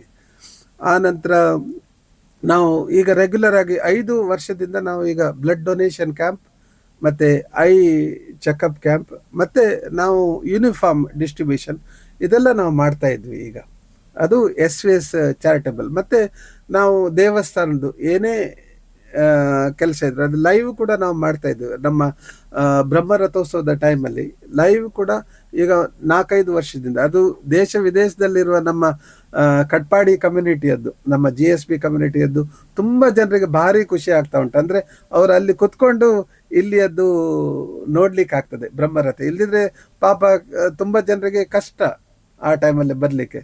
ಅದರಿಂದ ಅದನ್ನು ಕೂಡ ನಾವು ಮಾಡ್ತಾ ಇದ್ದೇವೆ. ಸೊ ಅದರ ಬಗ್ಗೆ ನನಗೆ ಹೆಮ್ಮೆ ಇದೆ. ಯಾಕಂತ ಹೇಳಿದ್ರೆ ನಾವು ಕ್ರಿಕೆಟಿಗೋಸ್ಕರ ಆರಂಭ ಮಾಡಿದ ತಂಡ ಇವತ್ತು ಈ ಧಾರ್ಮಿಕ ಇದಾಗಲಿ ಅಥವಾ ಸಮಾಜ ಸೇವೆಯಲ್ಲಿ ತೊಡಗಿಸಿಕೊಂಡಿದೆ ಅಂತ ಯಂಗ್ಸ್ಟರ್ಸ್. ಈಗ ನಾವು ನಮಗೆ ಬೇಕಾದಷ್ಟು ನಾವು ಪಬ್ಲಿಸಿಟಿ ಕೊಡಬೇಕಂತಿಲ್ಲ, ನಾವು ಏನಾದರೂ ಕೆಲಸಕ್ಕೆ ಕೈ ಹಾಕಬೇಕಂತ ಹೇಳುವಾಗ ನಮಗೆ ಡೊನೇಷನ್ ಬರ್ತದೆ. ಅದರಿಂದ ನಾವು ನನಗೆ ಆ ಕ್ರಿಕೆಟ್ನ ಒಂದು ಕ್ರಿಕೆಟ್ನಿಂದ ಇಷ್ಟೆಲ್ಲ ಕೆಲಸ ನಮಗೆ ಮಾಡಲಿಕ್ಕೆ ಆಯಿತು ಅಂತ ಹೇಳಿ ಇದನ್ನು ಕೂಡ ನಾನು ಹೇಳಲಿಕ್ಕೆ ಇಚ್ಛೆ ಪಡ್ತೇನೆ. Great sir. ಸ್ಪೋರ್ಟ್ಸ್ ಕನ್ನಡ ಸಾದರಪಡಿಸುವ ಕಾರ್ಯಕ್ರಮ ಆಕ್ಷನ್ ರೀಪ್ಲೇ, ನೆನಪುಗಳ ಮಾತು ಮಧುರ. Shri Mahakali home furnitures and interiors Bannanje Udupi ಇವರ ಪ್ರಾಯೋಜಕತ್ವದ ಈ ಒಂದು ಕಾರ್ಯಕ್ರಮದಲ್ಲಿ ಇಂದಿನ ಸಂಚಿಕೆಯಲ್ಲಿ ನಮ್ಮ ಜೊತೆ ಅತಿಥಿಯಾಗಿ ಆಗಮಿಸಿದಂಥ ಉಡುಪಿಯ ಹಿರಿಯ ಕ್ರಿಕೆಟಿಗ ಶ್ರೀಯುತ ಜಗದೀಶ್ ಕಾಮತ್ ಕಟ್ಪಾಡಿ ಇವರು ನಮ್ಮ ಈ ಸಂದರ್ಶನ ಕಾರ್ಯಕ್ರಮಕ್ಕೆ ಬಂದು ಬಹಳಷ್ಟು ತಮ್ಮ ಮನದಾಳದ ಅನಿಸಿಕೆಗಳನ್ನು ವ್ಯಕ್ತಪಡಿಸಿದರ. ಈ ಕಾರಣಕ್ಕಾಗಿ ನಮ್ಮ ಸ್ಪೋರ್ಟ್ಸ್ ಕನ್ನಡದ ಪರವಾಗಿ ನಿಮಗೊಂದು ಕಿರು ಕಾಣಿಕೆಯನ್ನು ನಾವು ನೀಡ್ತಾ ಇದ್ದೇವೆ. Thank you so much for joining sir. ಇವತ್ತಿನ ದಿನ ನಮ್ಮ ಸ್ಪೋರ್ಟ್ಸ್ ಕನ್ನಡ ಸ್ಟುಡಿಯೋಗೆ ಬಂದು ತಮ್ಮ ಕ್ರಿಕೆಟ್ ಹಾಗೂ ತಮ್ಮ ಜೀವನದ ಬಗ್ಗೆ ಬಹಳಷ್ಟು ಮಾತುಗಳನ್ನು ನಮ್ಮ ಜೊತೆ ಶೇರ್ ಮಾಡಿದ್ದೀರಾ. ತುಂಬ ತುಂಬ ಧನ್ಯವಾದಗಳು. ಇದೇ ರೀತಿ ನಿಮ್ಮ ಜೀವನ ಸುಗಮವಾಗಿ ಸಾಗಲಿ ಅಂತ ಈ ಸಂದರ್ಭದಲ್ಲಿ ನಾವು ಹಾರೈಸ್ತಾ ಇದ್ದೇವೆ. Mahakali home furnitures and interiors ಇವರ ಪ್ರಾಯೋಜಕತ್ವದ ಈ ಒಂದು ಆಕ್ಷನ್ ರೀಪ್ಲೇ ನೆನಪುಗಳ ಮಾತು ಮಧುರ ಕಾರ್ಯಕ್ರಮವನ್ನು ಸ್ಪೋರ್ಟ್ಸ್ ಕನ್ನಡ ಸಾದರಪಡಿಸಿದೆ.